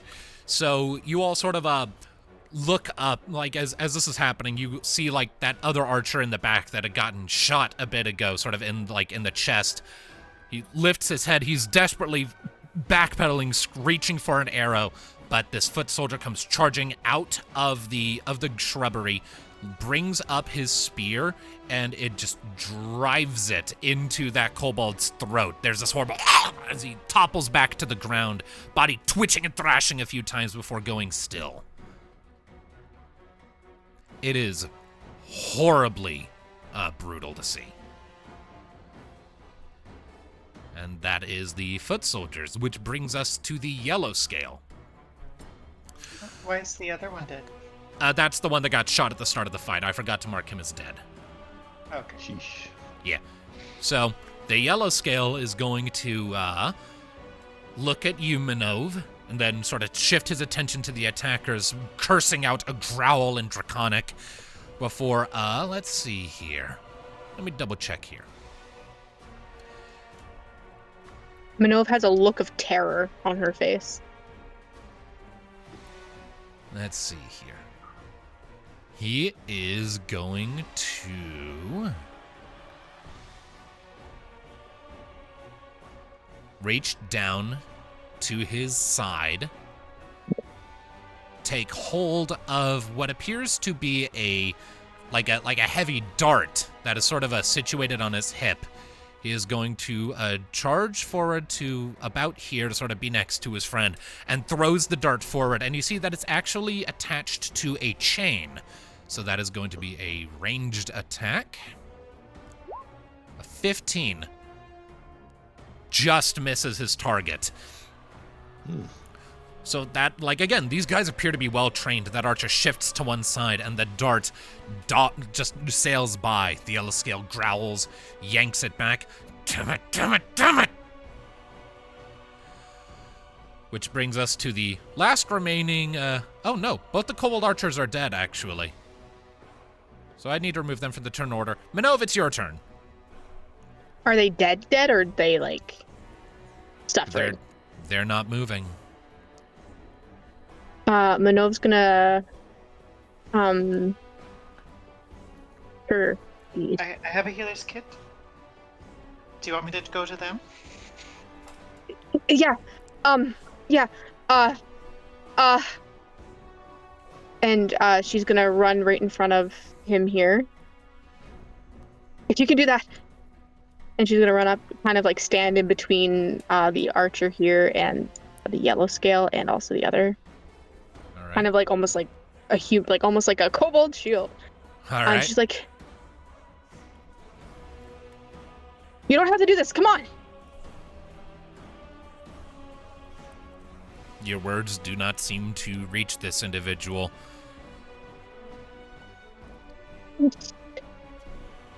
And she's going to take her rapier from her hilt and is going to realize that this is not going to happen. So she's going to try getting him with her rapier. An 11? Does not hit, unfortunately. Exciting. She's going to yell over at Tuki, help them if you can! And she's going to give her bardic inspiration. All right. So Tuki gets a bardic inspiration. Cool. And that's her turn. All right. Kari, you're up. Okay. I missed something? Yeah, who are we fighting? That's exactly what Boron is thinking. I mean, Boron, Okay, you so- will actually recognize their symbols as a thing, Boron, but we'll get to you in a bit because it's not your turn yet. Alright,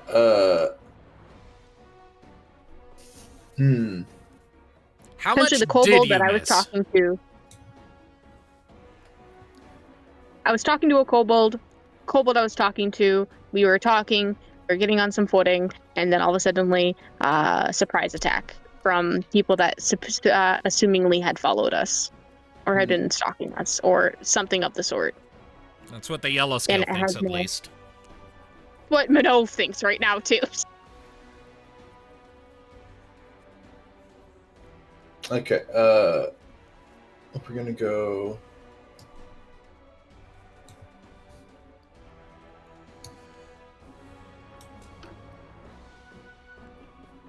We go right there. We're gonna point at this guy. All right.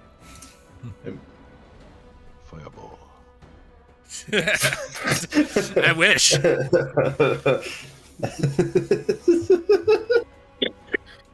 I am here at the same time, remember? And then say...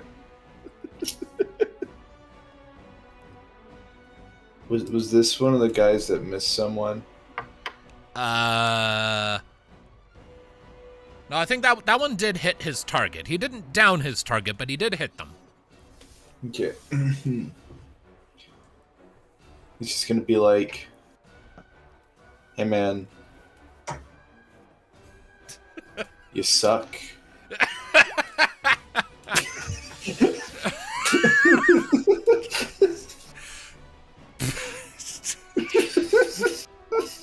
He fails his wisdom save.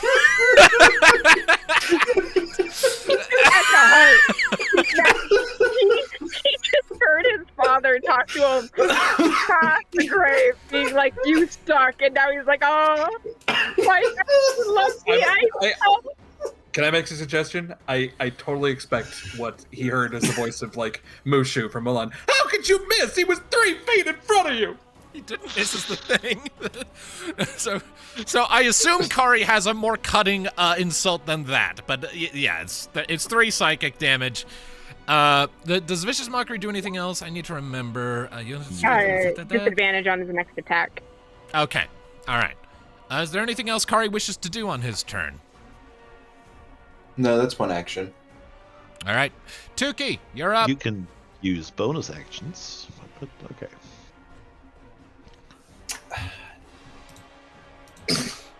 What can I do that's a bonus action?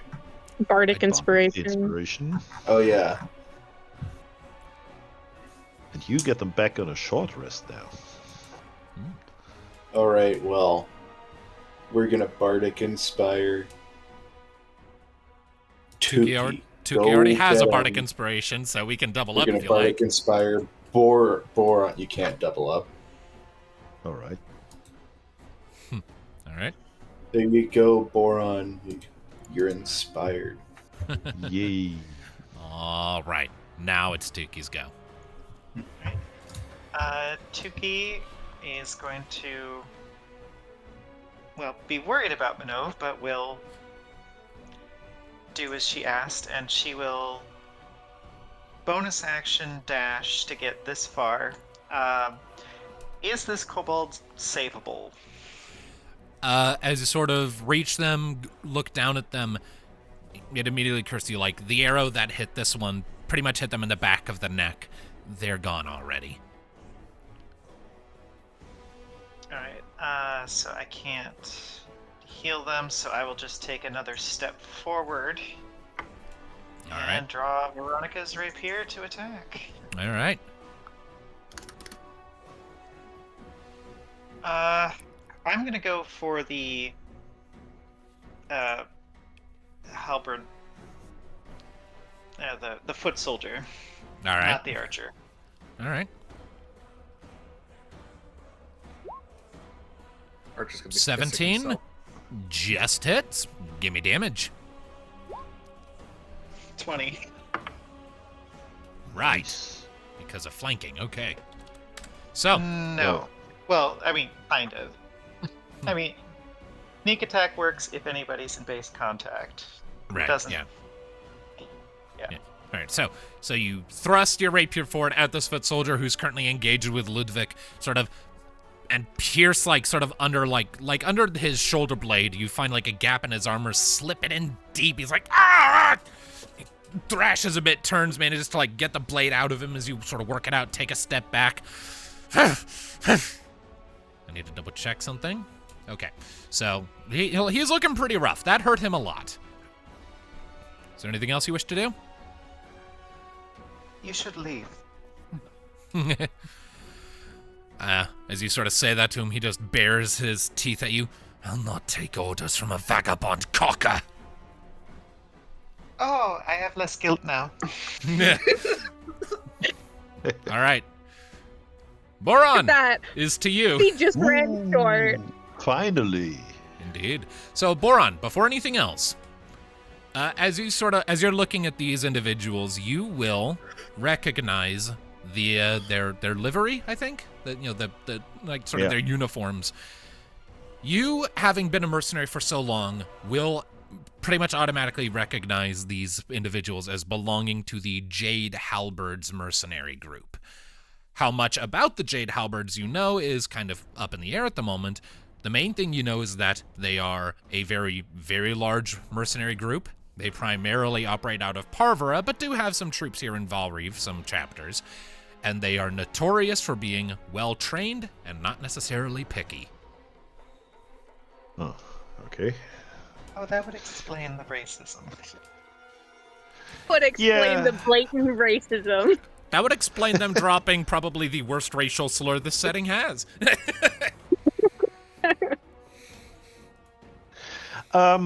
Yeah, Boron will... Oops. Yeah. And I will add, within the tree line is considered difficult terrain, so keep that in mind. Ugh.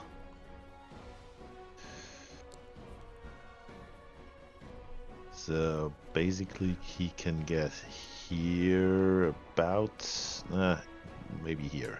Yeah.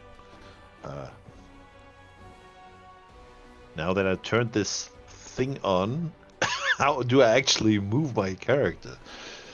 Well, if you turn on the always measure token movement, then it just tells you how far you've traveled when you're moving your token around as normal. Yeah, but I can't drag my token anymore. If you grab the pointer. Yeah, the little triangle again. Yeah. Top left. That button. You use that one. Or Control Okay. X. Okay. So basically, he can get about here with his move action. Correct. Okay, then he will take out his javelins and throw them at the Jade Halberd. All right. At that reckon- archer there. Yeah. The tree line. reckon he The has tree line gives a him little about cover. half cover. Yeah. So he'll get a +2 Yeah. bonus to his armor class. To his already substantial armor class. Okay. Where's my character sheet? Jeez.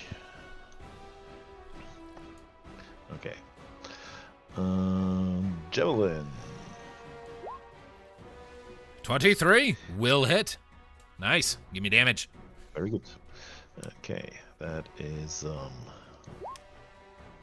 7 points of piercing damage. That is the lowest I could have rolled. All right. So you sort of get to the edge of the tree line, curse the foliage and roots, reach down to your side, sort of draw out a javelin, pitch back, chuck it. It sails between branches and leaves and strikes that archer sort of right in the side as he's reaching back for a weapon. Sort of like gets him like sort of just under the ribs. He shoots a glare your way. And because Boron is utterly fucking broken, I presume you have more shit you're going to do this time. Yeah. He is not broken. Jeez. He got. That's me. I rolled super weak for stats. Jeez. Yeah, but look, man, I'm talking about it from my perspective as the dungeon master and all the shit you do. All right. Yeah. All right. I'll throw a second javelin. All right. His skill set is designed towards he fight good, and he do fight good. I know, but still. That's pretty much the only thing he can do. Okay. Actually, I'm gonna say I'm gonna shout over to Tuki. Let me see. Does this have a range?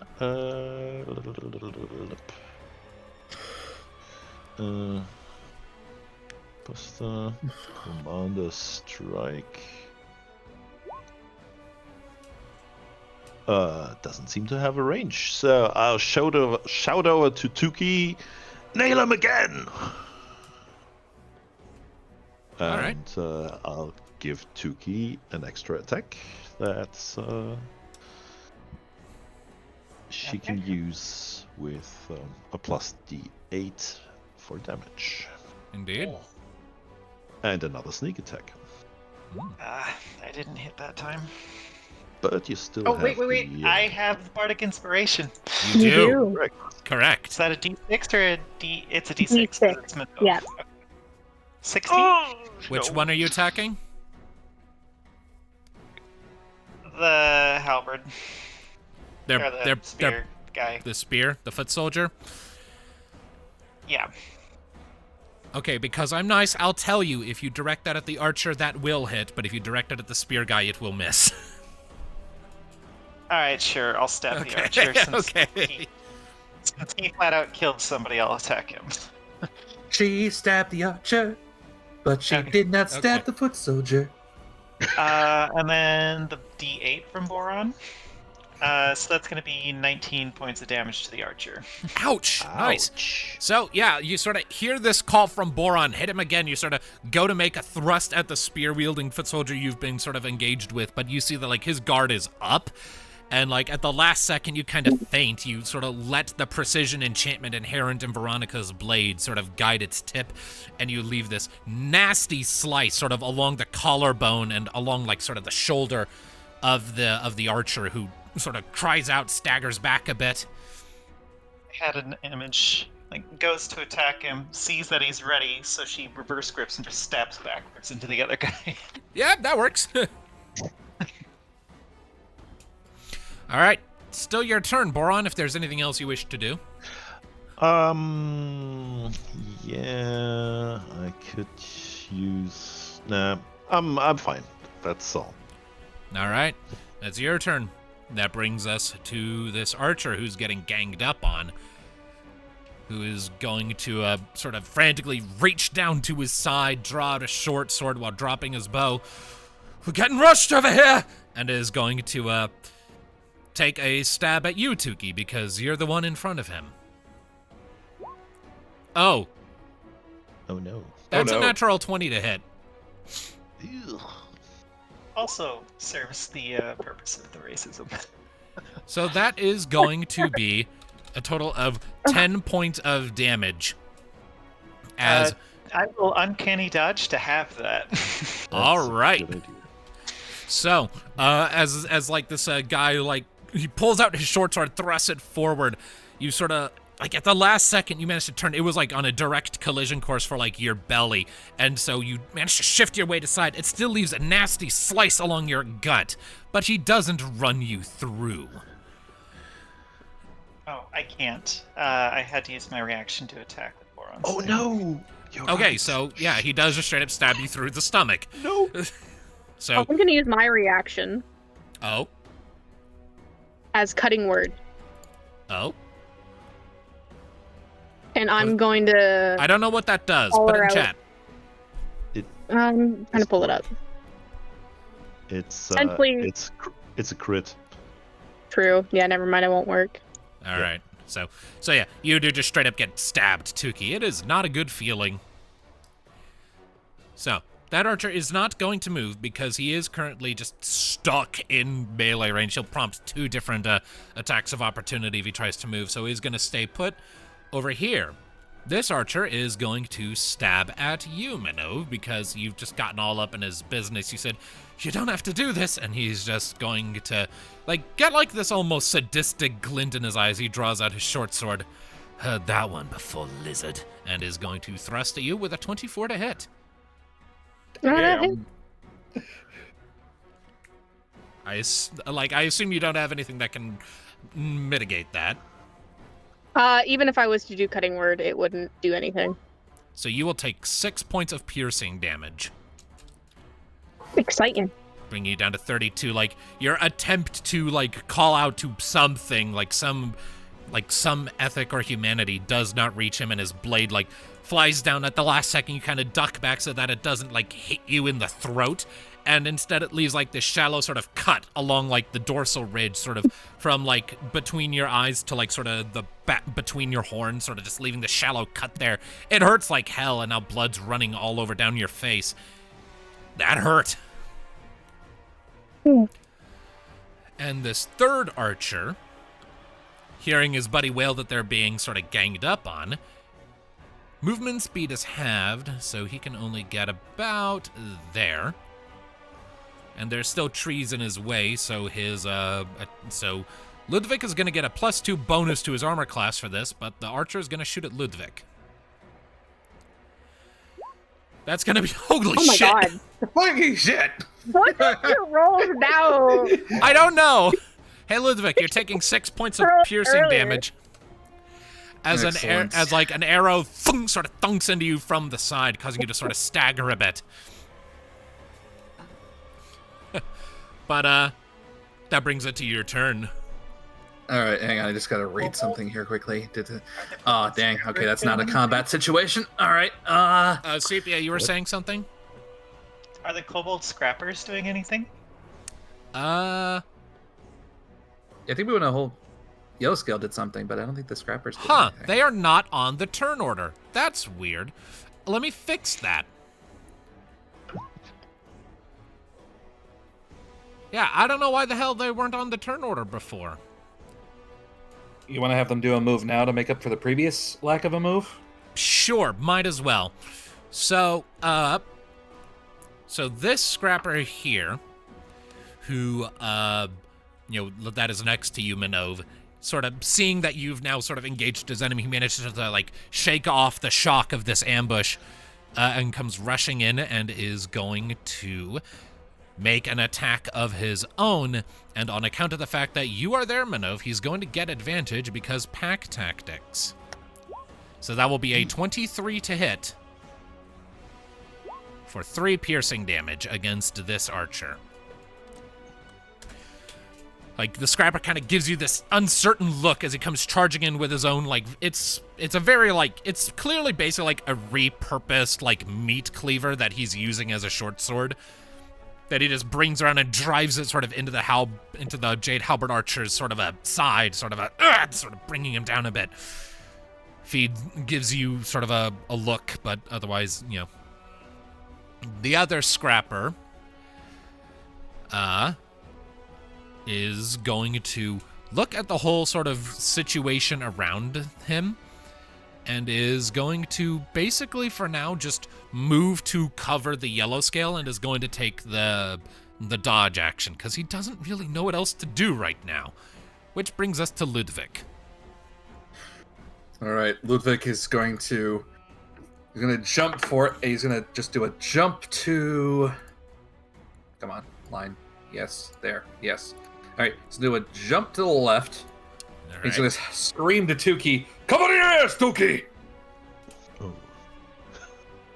And he, using the bonus action first, is going to scream. Daunting roar. Which I think I should be in range of that other guy, I think. It's within 10 feet of you, so... Just. All right. So every creature has to make a wisdom saving throw of 8 plus proficiency plus strength. So that is 8 plus proficiency is 2? 3. 3? Okay. 2. 8 plus 3 plus 4. So 8 plus 7 is 15. They have to make a wisdom saving throw of 15. All right. First archer. Fails. Second archer. Fails. So they are both frightened of you, yes? Yes, they are. For until the end of their next turn, they are frightened. And basically creatures of your choice. Can get closer to Ludviek willingly. Mm-hmm. Also, don't they have like disadvantage or something while frightened? Or Yeah, something? they have a disadvantage attack unless and at the end of their turn, they can re-roll their wisdom saving throw. All right. Well, in this case, it's just over after their turn's over. And Yeah. the Okay. foot soldier also needs to roll. He fails. So they are, all of them, just fucking terrified of you after you just yell in their faces. I mean, you just had great. a... Tuki has to roll as well. No, I don't. Well- It says of Ludwig's choice. Yeah. Oh, okay. Yeah. Yeah, Of your choice. Okay. So Yeah, I the buffed flavor it. was I just buffed it Calibardic. slightly from the Leonin I drew it from. Okay. All right. So those 3 are frightened. Well played. Excellent. All right. Which of these two would I say would I'm sorry.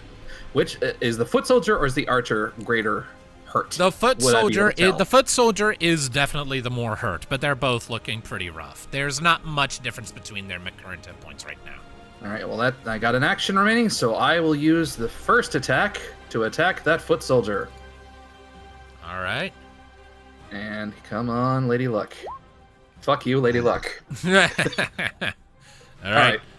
And then I have a second attack, so I will use I that believe second so. attack. Yes. Yeah. Yes. Thank you, Lady Alrighty. Luck. All right. And So I'll roll damage. And I will also, just to be absolutely sure, smite first level, which means All right. 2d8. Is All it right. overkill? Possibly, but which one are you hitting again? Remind me. The Foot soldier.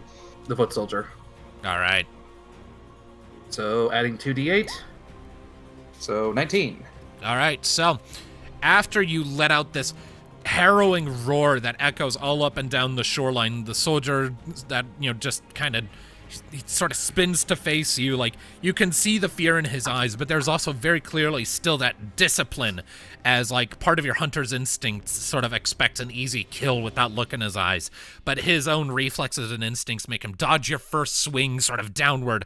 But then at the last, like, you sort of turn your wrist slightly, altering your grip, and bring your hammer around, sort of chasing him into his retreat.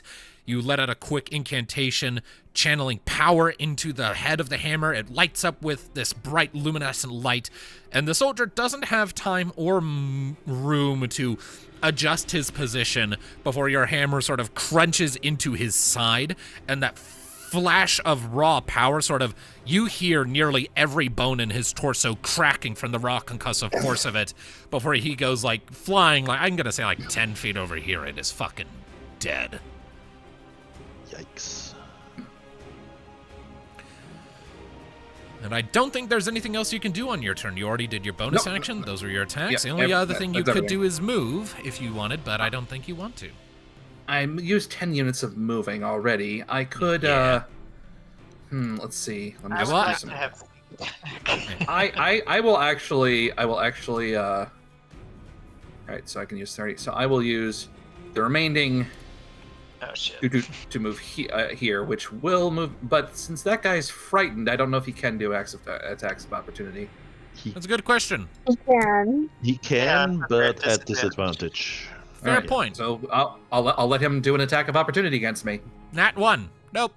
he as you sort of go shuffling over to his buddy, he lifts his sword up a little bit as if to swing at you, and thinks better of it at a moment later. He's like, I think I'll stick with the bird. And that is your turn, Yes. which brings us You're back learning. Slightly to the- more respectful. to the foot soldiers. So, let's see here. There is only one of these guys left. He is going to this was the one who stabbed that kobold archer in the throat a second ago.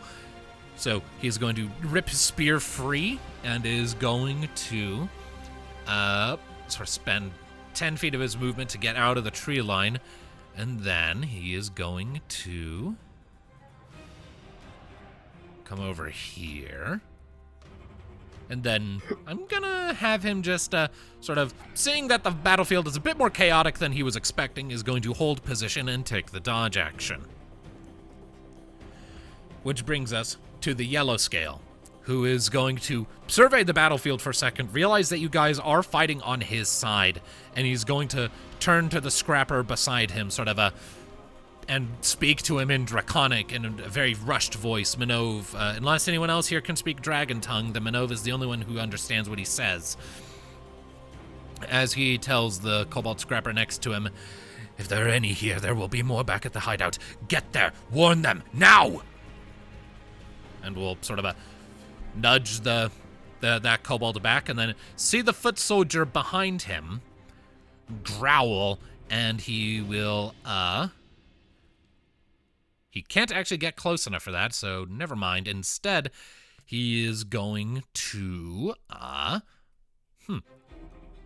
Okay, so what he's going to do instead is 5, 15, 25.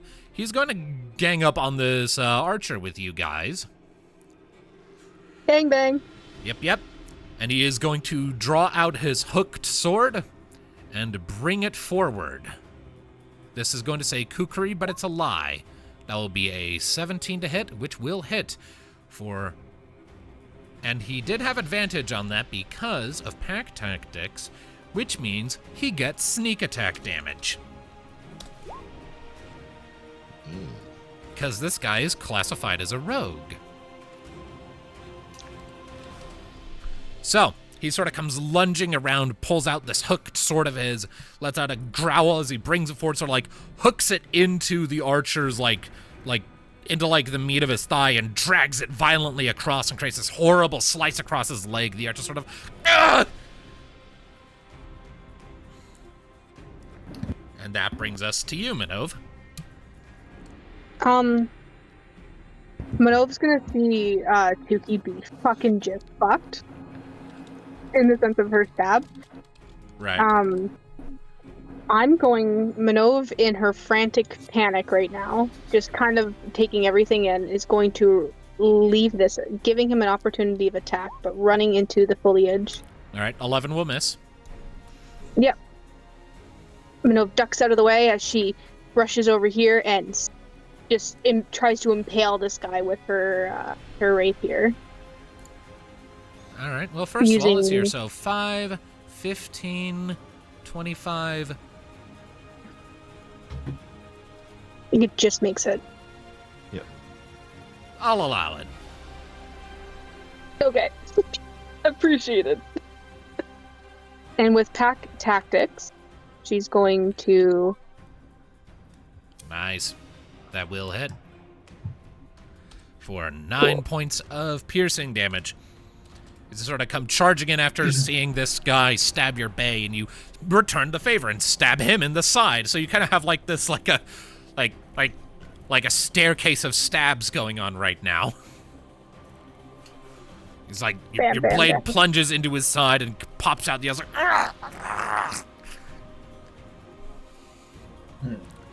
All right, I believe that's everything you can do for now.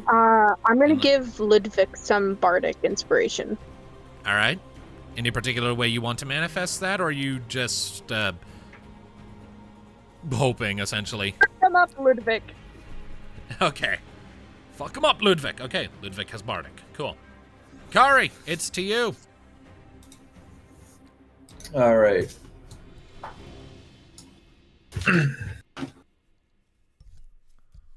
So, what Kari's gonna do is just double. Draw his sword, go by the archer guy, and then shank him. All right. In the kidney. All right, give me an accuracy check. Attack roll. 9. No. Okay. So 9. You draw your own blade, step forward, sort of going for like a thrust. But this guy, like, he's got an adrenaline rush going. He's being ganged up on. He parries your blow fairly effectively. And, like, you very quickly get the vibe, oh, yeah, no, like, these guys are trained. You finally sort of catch that vibe. I don't think there's anything else you can do on this turn, is there? Not really, no. All right. In that case, it is to Tuki.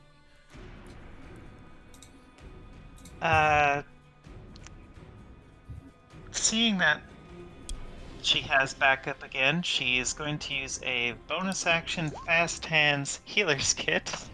So, All right. ignore the sneak attack, but yeah, she's going to heal herself for... I don't know what this extra one is. Oh, it's 1d6 plus 4. I don't know why there's two numbers. Okay. It's just rolling 4. Yeah. So it's 1d6, so it's 1d6 seems you... Yeah, so it's a total of 6. Okay. It's the first number there. Healing in the middle of combat. Gutsy. Oh yeah, So- like she like reaches into a pouch and like yanks out like a bandage. One hand wraps it around, like puts it in her beak while going out to stab the guy at the same time. I get a feeling it's like the scene like when you heal yourself in Resident Evil Village. You know, just like, oh, just reset your arm, pour some oil on it. Okay, you're good. Yeah, I see that. Yeah, so she will. So that is attack. 6 HP back to you. Have you already applied it to your token? No. Okay, that brings you back up haven't to been doing 23 that- then. Okay, I've been letting you so that it doesn't double up. Right, because I'm kind of so a control freak 20 like that. 21 to hit, Will hit. and I do get sneak attack as Minnove is present. 22 damage. Jesus. Ouch. So, you sort of, as you pull back, like, this guy sort of, like, pulls his sword out of your gut so he can turn his attention to Minnove. You, very quickly, you your hands dart around you, like momentarily like stab the tip of your rapier to the ground just so that you have your hands free. And over the course of like just like a second or two, pull out like a strip of bandage and just put it over the gaping, like the wound in your belly. Pull out the rapier again, and just in one upward cut, your blade sort of finds the skin like just above the ball of his ankle and follows up. You basically almost like skin one side of him as your blade just goes up the side of his leg and across his hip. And this draws this horrible scream out of him before your blade becomes level with where you know his heart to be, and you just push through, sliding effortlessly between the gaps of his ribs and find that beating organ and just still him, and he drops. Very dead. Very, very dead. Tell me not to piss you off.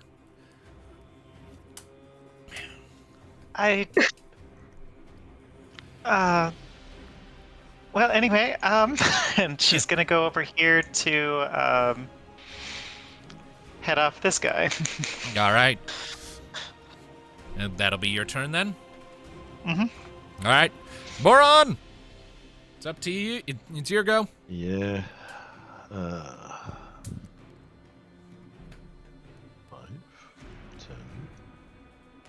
15, 20. Okay. Heading up here. Okay, these guys are dead, and Tuki's blocking the way to this guy. All right.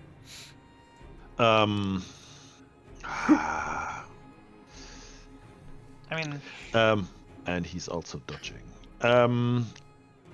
Actually, I'm gonna use my action surge to dash Okay.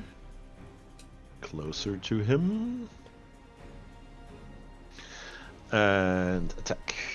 All right. At a disadvantage because he's dodging. He is. oh, that one's dodging? I thought it was this guy. I mean, he's dodging He- too.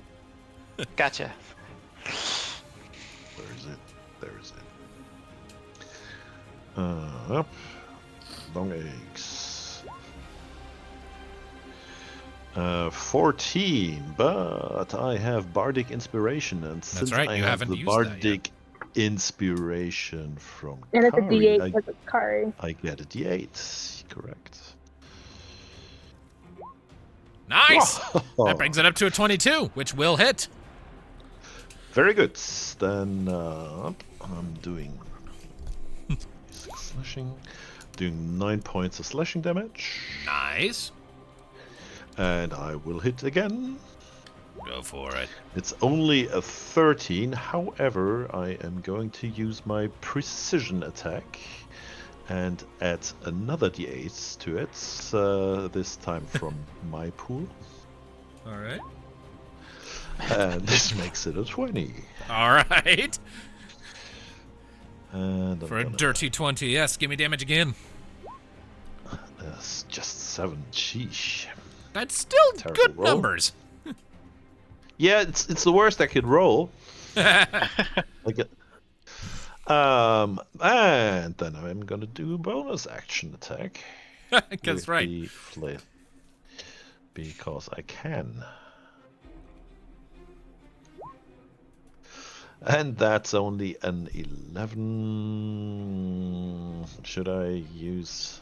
I believe that's a bit pushing it for the precision attack. I'm gonna leave it. All right, so you kind of come charging over so that you're sort of a shoulder to shoulder with Tuki. You two are about the same height. And as you sort of come in, you lunge forward with your axe, and like the top of the shaft, like the very tip of it, sort of cracks against this guy's jaw. You hear sort of a cracking of bone as he staggers back. You then bring the head of your axe sort of down, dig it into his shoulder, rip out, leaving this gnarly little slice there. And then you try to come in for one more strike, but finally he manages to sort of get his shit together and parries the blow aside with his buckler. All right. All right, I believe that is your turn then. It is indeed. All right, to the kobold scrappers. So this kobold over here, sort of seeing all of this carnage and chaos, and having received his order from the yellow scale, is going to nod his head and is going to just spend his entire turn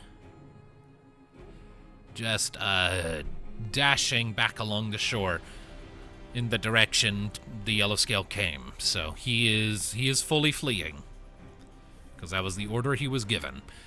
The other scrapper, with advantage, is going to take his blade to the archer again. With a 17, that will hit. Well, 23 actually, because advantage, because pack tactics. For 6 piercing. So that archer's looking really, really rough. And it's his go. So he kind of realizes that he is being dreadfully overwhelmed. And he is going to take the disengage action. So he's not going to get attacked by any attacks of opportunity, I believe. And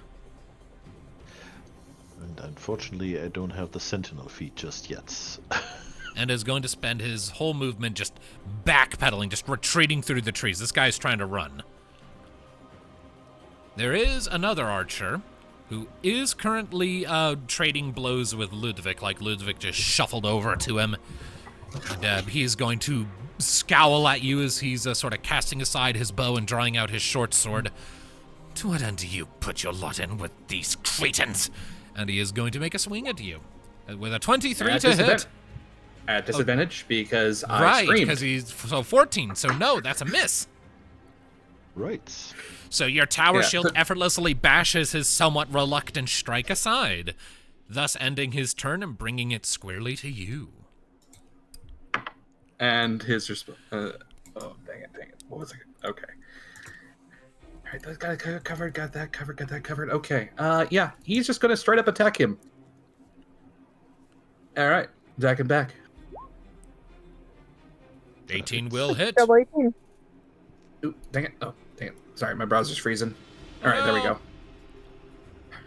All right, gotta get rid of that. And then we're also going to throw down another Divine Smite. All right, so another 2d8. Dang it. And come on, 2d8. 4. All right. So 12. And to which he's going to respond immediately. It's just like, my only way is to protect the weak. All right. So you kind of crash the head of your hammer into his gut, snarl that into his face, and I assume you're going to go in for a second attack? Yeah, going to go for a second attack after the first one. And come on, game. Come on. 19. Very good. That'll also hit. And 6. And we'll not do a smite with this one. He'll just do that, and then after he finishes the second attack back, he will then finish by saying, "And surrender while you still can." Make an intimidation check for me. All right. Well, he's frightened, so yeah, sure. Why not? I mean, he's frightened, so I gave you advantage, and it's still not enough. Yeah. And he's no longer frightened because he had his turn. Yeah. So. Oh. Yeah. So, after you sort of issue that statement to him, he sort of meets your glare, even though, he's very hurt by that.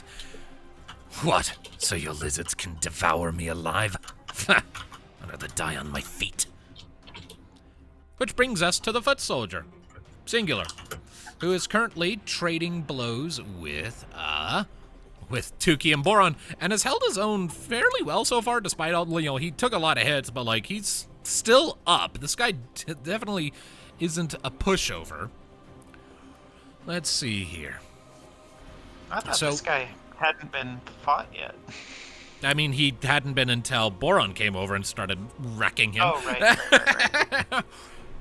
He had taken a bit of damage earlier from something, but I forget what. But either way, so he is going to make... he's going to use a multi-attack and is going to make one thrust at Tuki and one thrust at Boron. The thrust at Tuki is a miss. thrust at Boron is a 21.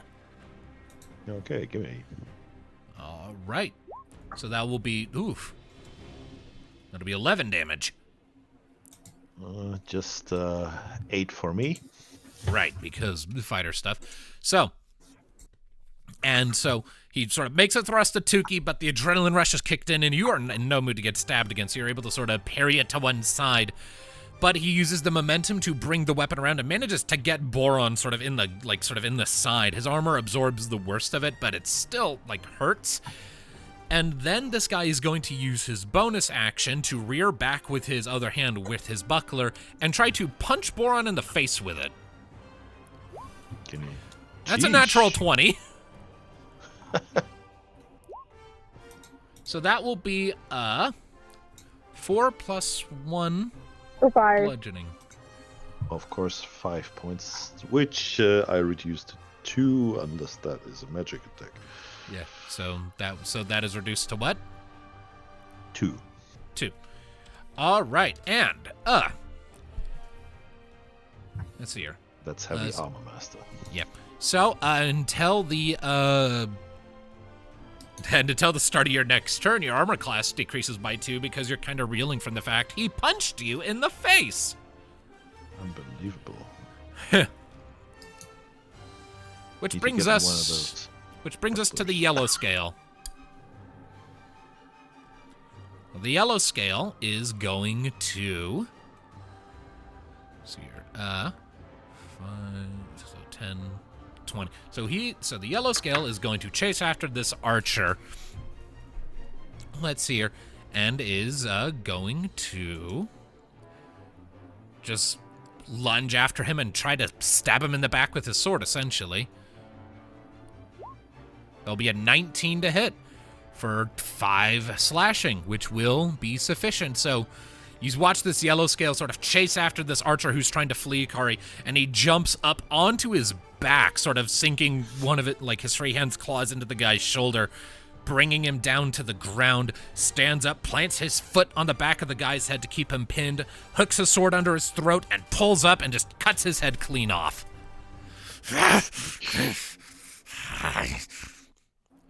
The yellow scale will then turn. Because of the difficult terrain, he spends 20 feet of movement to do that. He is then going to, let's see here. He is going to use the remaining 10 feet of his movement to shift over a bit. And then he is going to your surprise, reach into his pack and procure a ring stone. And you see the swirl around him as he is going to use Misty Step. And just park himself here. And you, Ludviek, you just see this yellow scale just suddenly just sort of dart over to where you are amid a flurry of silvery threads of Luma. But that will end his turn, bringing it to you, Minnove. Minnove is going to take her movement and try to needle in between them here. All right, you have just enough movement to get there. And she's going to stab the guy with her rapier, because that's all she can do right now. Yep. Stabby, stabby. Stabby, stabby, with pack advantage active. 23 for 11 points. Not bad, not bad. So, you kind of match pace with the yellow scale. Even when he sort of does this, this lunge, you sort of jump in, sort of like a coordinated instinct kicking in the back of your head. And after he sort of darts in, sort of startling this archer, you take advantage of that, dart in, and manage to leave a very nasty slice along his gut.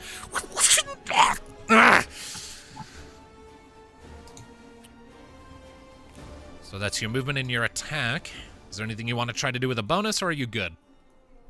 I'm gonna call out to a Tuki there again.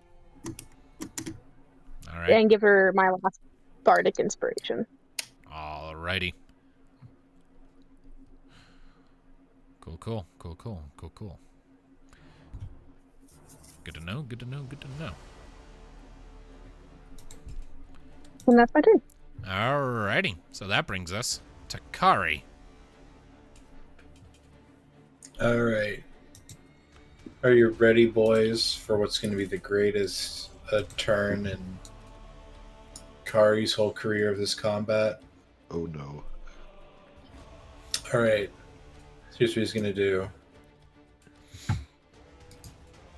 He's going to step right there. Difficult Remember, terrain. it's hazardous terrain. Yeah, inside the tree line is considered difficult terrain, so movement speed gets halved. It Kari can Okay. go around the outside. How thick are the trees? Thick enough to make moving through them a little tricky. Okay. Like you can So, still like a move through bamboo them, but it forest. does slow you down from moving at like a full. Okay, kick I tilt. get it. Yeah. I get it. We're just making things hard for the Thicker sake than of making Boron's it hard. thighs. Okay, right there, vicious mockery. Whenever he has a face on, this guy has a face a mother couldn't love. Whatever. On the foot soldier. Yes. Okay. All right. So that is a DC 16 Wisdom save. He fails. So that is a 3 psychic damage. As he sort of shakes his head a little bit. You see a little bit of blood sort of coming out of his nose from that insult. And I believe that's your turn, yes? Yeah. All right. Tuki, you're up. All right.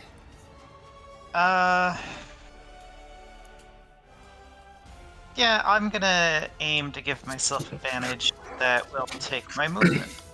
All right. Didn't need it. Better to have it and not need it than need it and not have it. All right, 16 points of piercing damage. Nice. Ouch. So you, like, after, like, watching this guy, like, you managed to dodge a swing, and then you watch him sort of get Boron and then punch him in the face, and you sort of see an opportunity as he's still kind of trying to get back from that. Sort of put the blade of your rapier sort of against the back of his wrist as he's sort of pulling back from thrusting against Boron. Bring your blade up and almost half cut his hand off, causing him to drop his spear. And as he sort of drops his buckler to cradle his hand and scream, you see an opening, angle your rapier, and thrust it into his now exposed throat, silencing him and dropping him. And that was the last of the Halberds. So they are no longer on the turn order. Well, if Kari picks up a polearm, does that make him a halberd? You're funny. All right, is there anything else Tuki can do, or is she good? Nope. It takes my bonus action to aim, which then sacrifices my move, which only leaves me with an attack, and I only have some.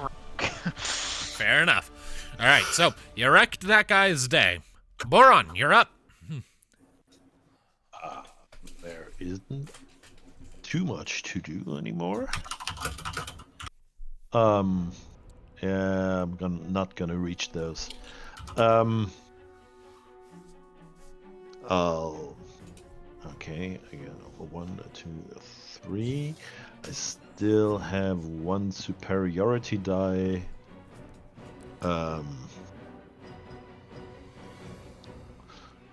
I'll shout to Minnove, run him through.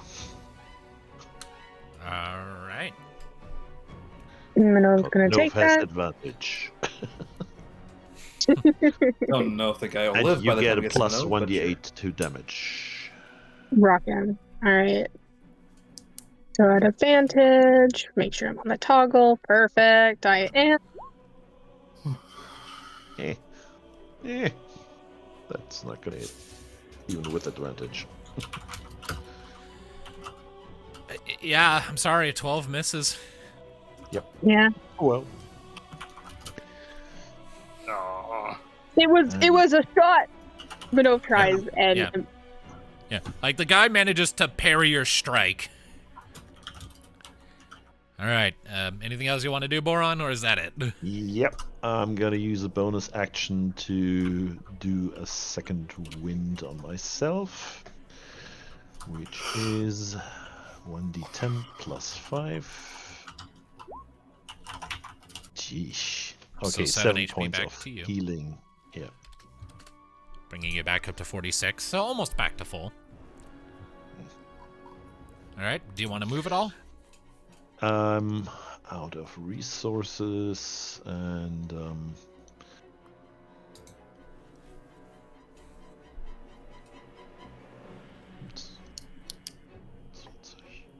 I'm gonna move into the underbrush a little bit.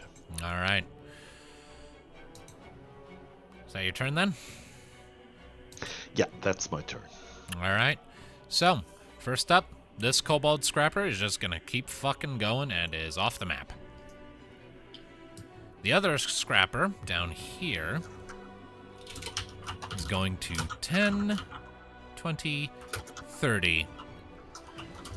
He's going to move himself over there. And because he can't get close enough just now to do much, he's just going to take the dodge action again.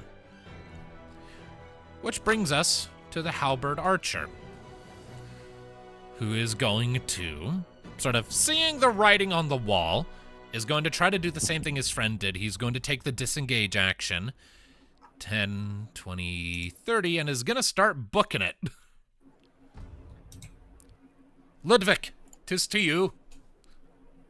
10, 20, 30. Smash. Has a right hook on his ass. Tries to run away. Yeah, like I Ludviek sees this guy, just points him and just smash. And he still has 5 bit of movement remaining. So, but that won't really do much right now. So anyway, yeah, no. He's gonna attack, but he is gonna try to be non-lethal about this. He's gonna try to basically. You want a prisoner. Yeah, we need answers. So he's gonna attack. And Phone needs to Do I- charge. do I still have a bardic? I think I have a bardic still, right? I think so. I don't think you've used it. Yeah. Yeah, I don't think alright. you used it. Can you do it? Just hypothetical, but could you use a bardic to make yourself get a crit or no? No. No. It's only a crit on a natural 20. Oh, okay. Just curious. I think it's my bar. Oh, You were fine. Speak of the This is goddamn what- devil. See, Alright. this is what we call manifestation. Okay, I'm gonna critically aim for his kneecaps. Do I roll Ouch. damage twice, or what do I do? Just I hit forget. that. Just click the Warhammer button there. It'll auto do the critical damage. It should at least. All right. Oh, 17 to the kneecaps. He had 6 hit points left. So how do you want to do this? Claim your victory. He is just going. Okay, he's gonna sweep the leg with the hammer, which is probably gonna bust the guy's shin, and he's gonna bring the hilt down right on the guy's stomach. All right. So, the guy, you absolutely like shattered this guy's kneecaps with this blow. So he ain't going anywhere as you fold him over your weapon and thoroughly knock him unconscious. And battle Like, ends. Tie this one up. We need answers. Tuki's gonna go over to Minnove. Are you alright? You I'm look hurt. fine. I'm fine. No, I'm okay. Hold still. No, Hold still. Hold I'm still. okay. I'm okay. Hold still. She was told so. Alright, 7. 7 HP back to Minnove. Yep. All right, so we don't Minnove's need gonna. the battle map anymore. All we have for the moment is we have. I just need to remember that the yellow scale sent one of his scrappers away, and there's one scrapper left. Both of his archers died, and you guys took one of these guys prisoner. Cool, good to know. So you sort of declare We need answers, Ludviek. You make that declaration, and as you do, the yellow scale sort of comes marching over to the archer at your feet, scowling. We don't need him for that. I can tell you everything. Take it from me, these filth deserve death.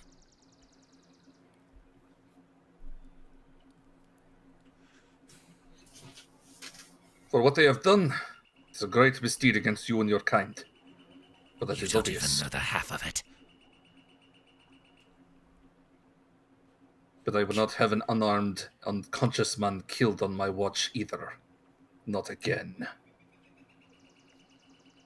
I will make sure this one does not hurt your kind.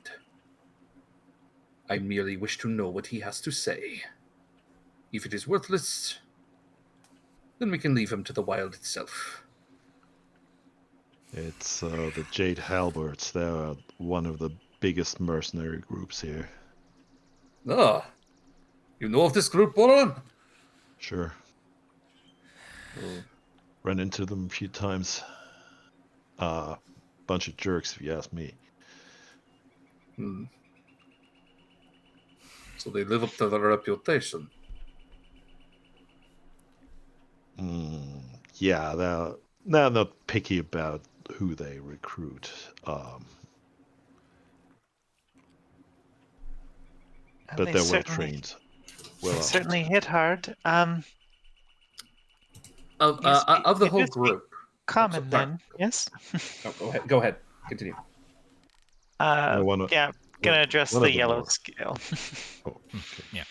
You were saying you speak common then? Yeah, because he addressed Ludviek. He nods to you. Though it makes my mouth ache to utter this worthless tongue. Yes. Sheesh. It's not like you could mimic mine. Can I help your friend? May I approach to heal him? I assume Or you're her? gesturing to the wounded scrapper. Yes.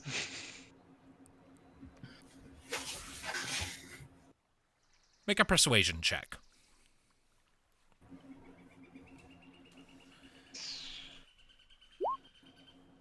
10. He sort of narrows his eyes at you. No, I'll tend to him, and then we have to move. He sort of looks your way, Minnove, and speaks again in dragon tongue. If the Jade Halberds are here, they'll be back at my encampment as well. I have to return to them, and I can brook no delay. If you are as you say, and you are our friends, then follow and help us. Most of us are defenseless. But know this. If it should transpire that you are not my friend, and you are in fact my enemy for any reason, there is no abyss in this world or any other that can hide you from my vengeance. Are we clear? Whoa. What happened? Well, we lost Kari. We lost Kari. So No. intimidating. Kari got frightened. Kari couldn't even understand him. It was like, man, that's scary. I mean, at that tone, Tuki's definitely going to be standing behind Minnove. Minnove is on her knees, just hanging her head, like absolutely disheveled about what just happened and feels so bad. And she's holding, she pulls out the ring stone that she was thumbing earlier.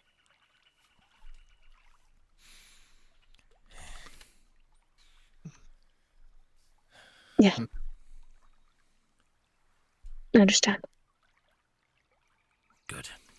He's gonna look up, like teary-eyed, just completely, just no insight, no nothing.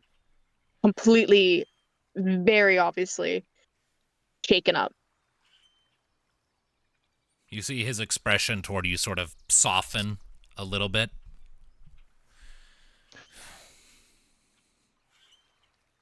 Now you know the start of it. And he turns and heads back over to his friend to sort of patch them up. She looks back down at her ringstone. This place of yours, how far is it from here? sort of looks back toward you. Not far. It was less than an hour's walk to get here. He sort of glances at the soldier you've taken. That will only slow us down. You can keep it alive if you want, but I'm not going to wait for you.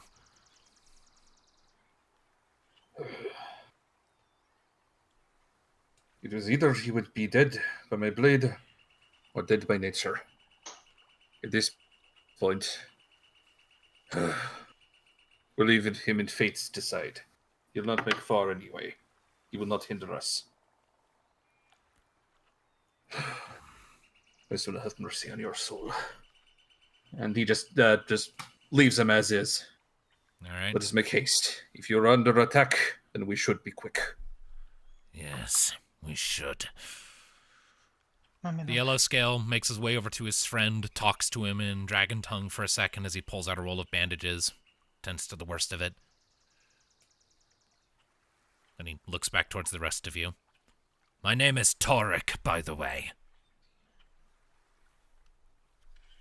Ludviek. Charming. I'm Boron. Well, any further pleasantries can wait. Yeah. Of our group, what's everyone looking like for HP right now? Everyone's looking pretty good. The only one who's really taken much of a beating at the moment is you at 26 hit points out of 40. Everyone else took a few knocks but was able to get their HP back up through some battlefield healing. Tuki had it the worst, but she has fast hands and bandages, so she's good. All right, then I That's will the only, use. it's the only time I can do that to myself today, though. I will use 10 points of lay on hands to bring myself up to 32. Then. To 36, you mean? Oh, 36. Oh, 36. Okay, yeah. All right, Wait. so Tuki's gonna help Minnove up and just whispers, "Come on. You should attune to that. There will be people who need your healing." And she's going to attune to her ringstone. all right, that'll take you a total of 60 seconds. I'll let you do it while in motion, provided you can focus on it. I imagine it would be no hassle for Ludviek to carry you. Yep. All right, so once you sort of got that settled, Torek nods. Right. Come on. And he takes off in a full sprint sort of down the beach and, like, again, rogue. He's moving at a pretty good speed. The rest of you quickly, I assume, fall in behind him? More or less.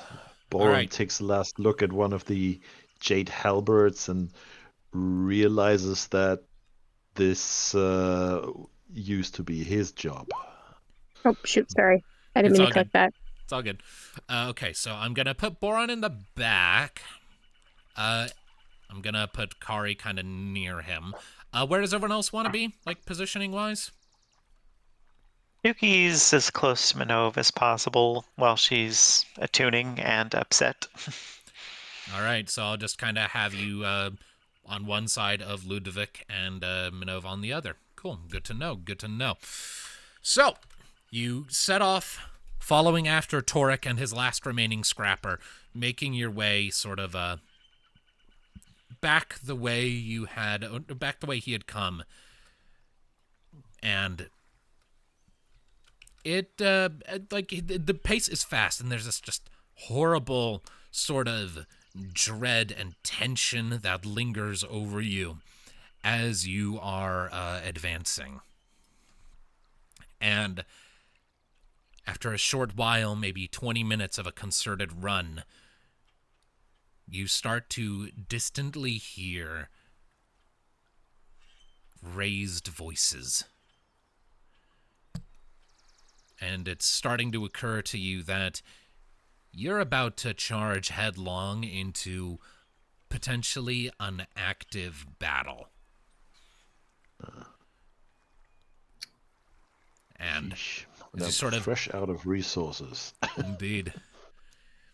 And as These guys are tough. They are. Hey, you gave me the green light for harder fights. Oh yeah. This is. So, as you sort of come charging along the beach, you start to see these large spires of rock as the forestation starts to thin out. It becomes less of a forested area and more of a grassland spot as you continue your run. And before too terribly long, you sort of come around a bend and you see, you can just sort of make it out, sort of following Torik's line of sight. You lay eyes upon what is sort of unmistakably a minor barricade at the mouth of a cave set into one of the larger spires of rock that you sort of see reaching up. You see like a very, very old-looking sort of canoe sort of parked at the edge of a jut of rock sticking out of that, out into the water near that cave entrance. And at that barricade, you see a small line of kobolds holding their ground, weapons out. But they are visibly, all of them, terrified, and you can hear heavy footfalls and the thumping of boots as well, like rather hooves, thumping along the earth. Someone is mounted. And as you finally sort of come around that bend, you see a line of soldiers, more than you just fought. And at their head, on a horse's back, is a heavily armored, what I could only really describe as a knight. Armed with a imposing halberd, just glaring ahead. I am going to let you all take in the visual of that before we end this session. Oh shit.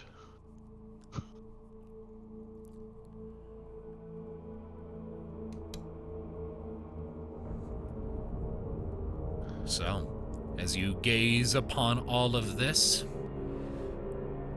you see like this moment of like relief in Torik as he sees the battle hasn't fully started yet, as he draws out his hooked sword. Good, we're not too late. And he looks back towards you, Minnove, and speaks in dragon tongue. There are children. They have to be kept safe.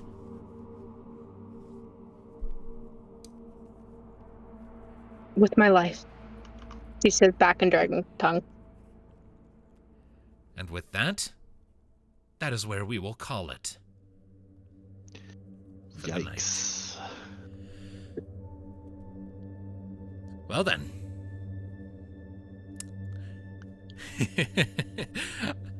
Thank you all, ladies and gentlemen, so much for joining us for this session of Ringlight Fables. 'Twas a doozy, 'twas, but we will see you next time. Until then, take care of yourselves, keep listening, and mind the jade halberds don't stab you in the back. Bye-bye. Bye. Bye. Farewell.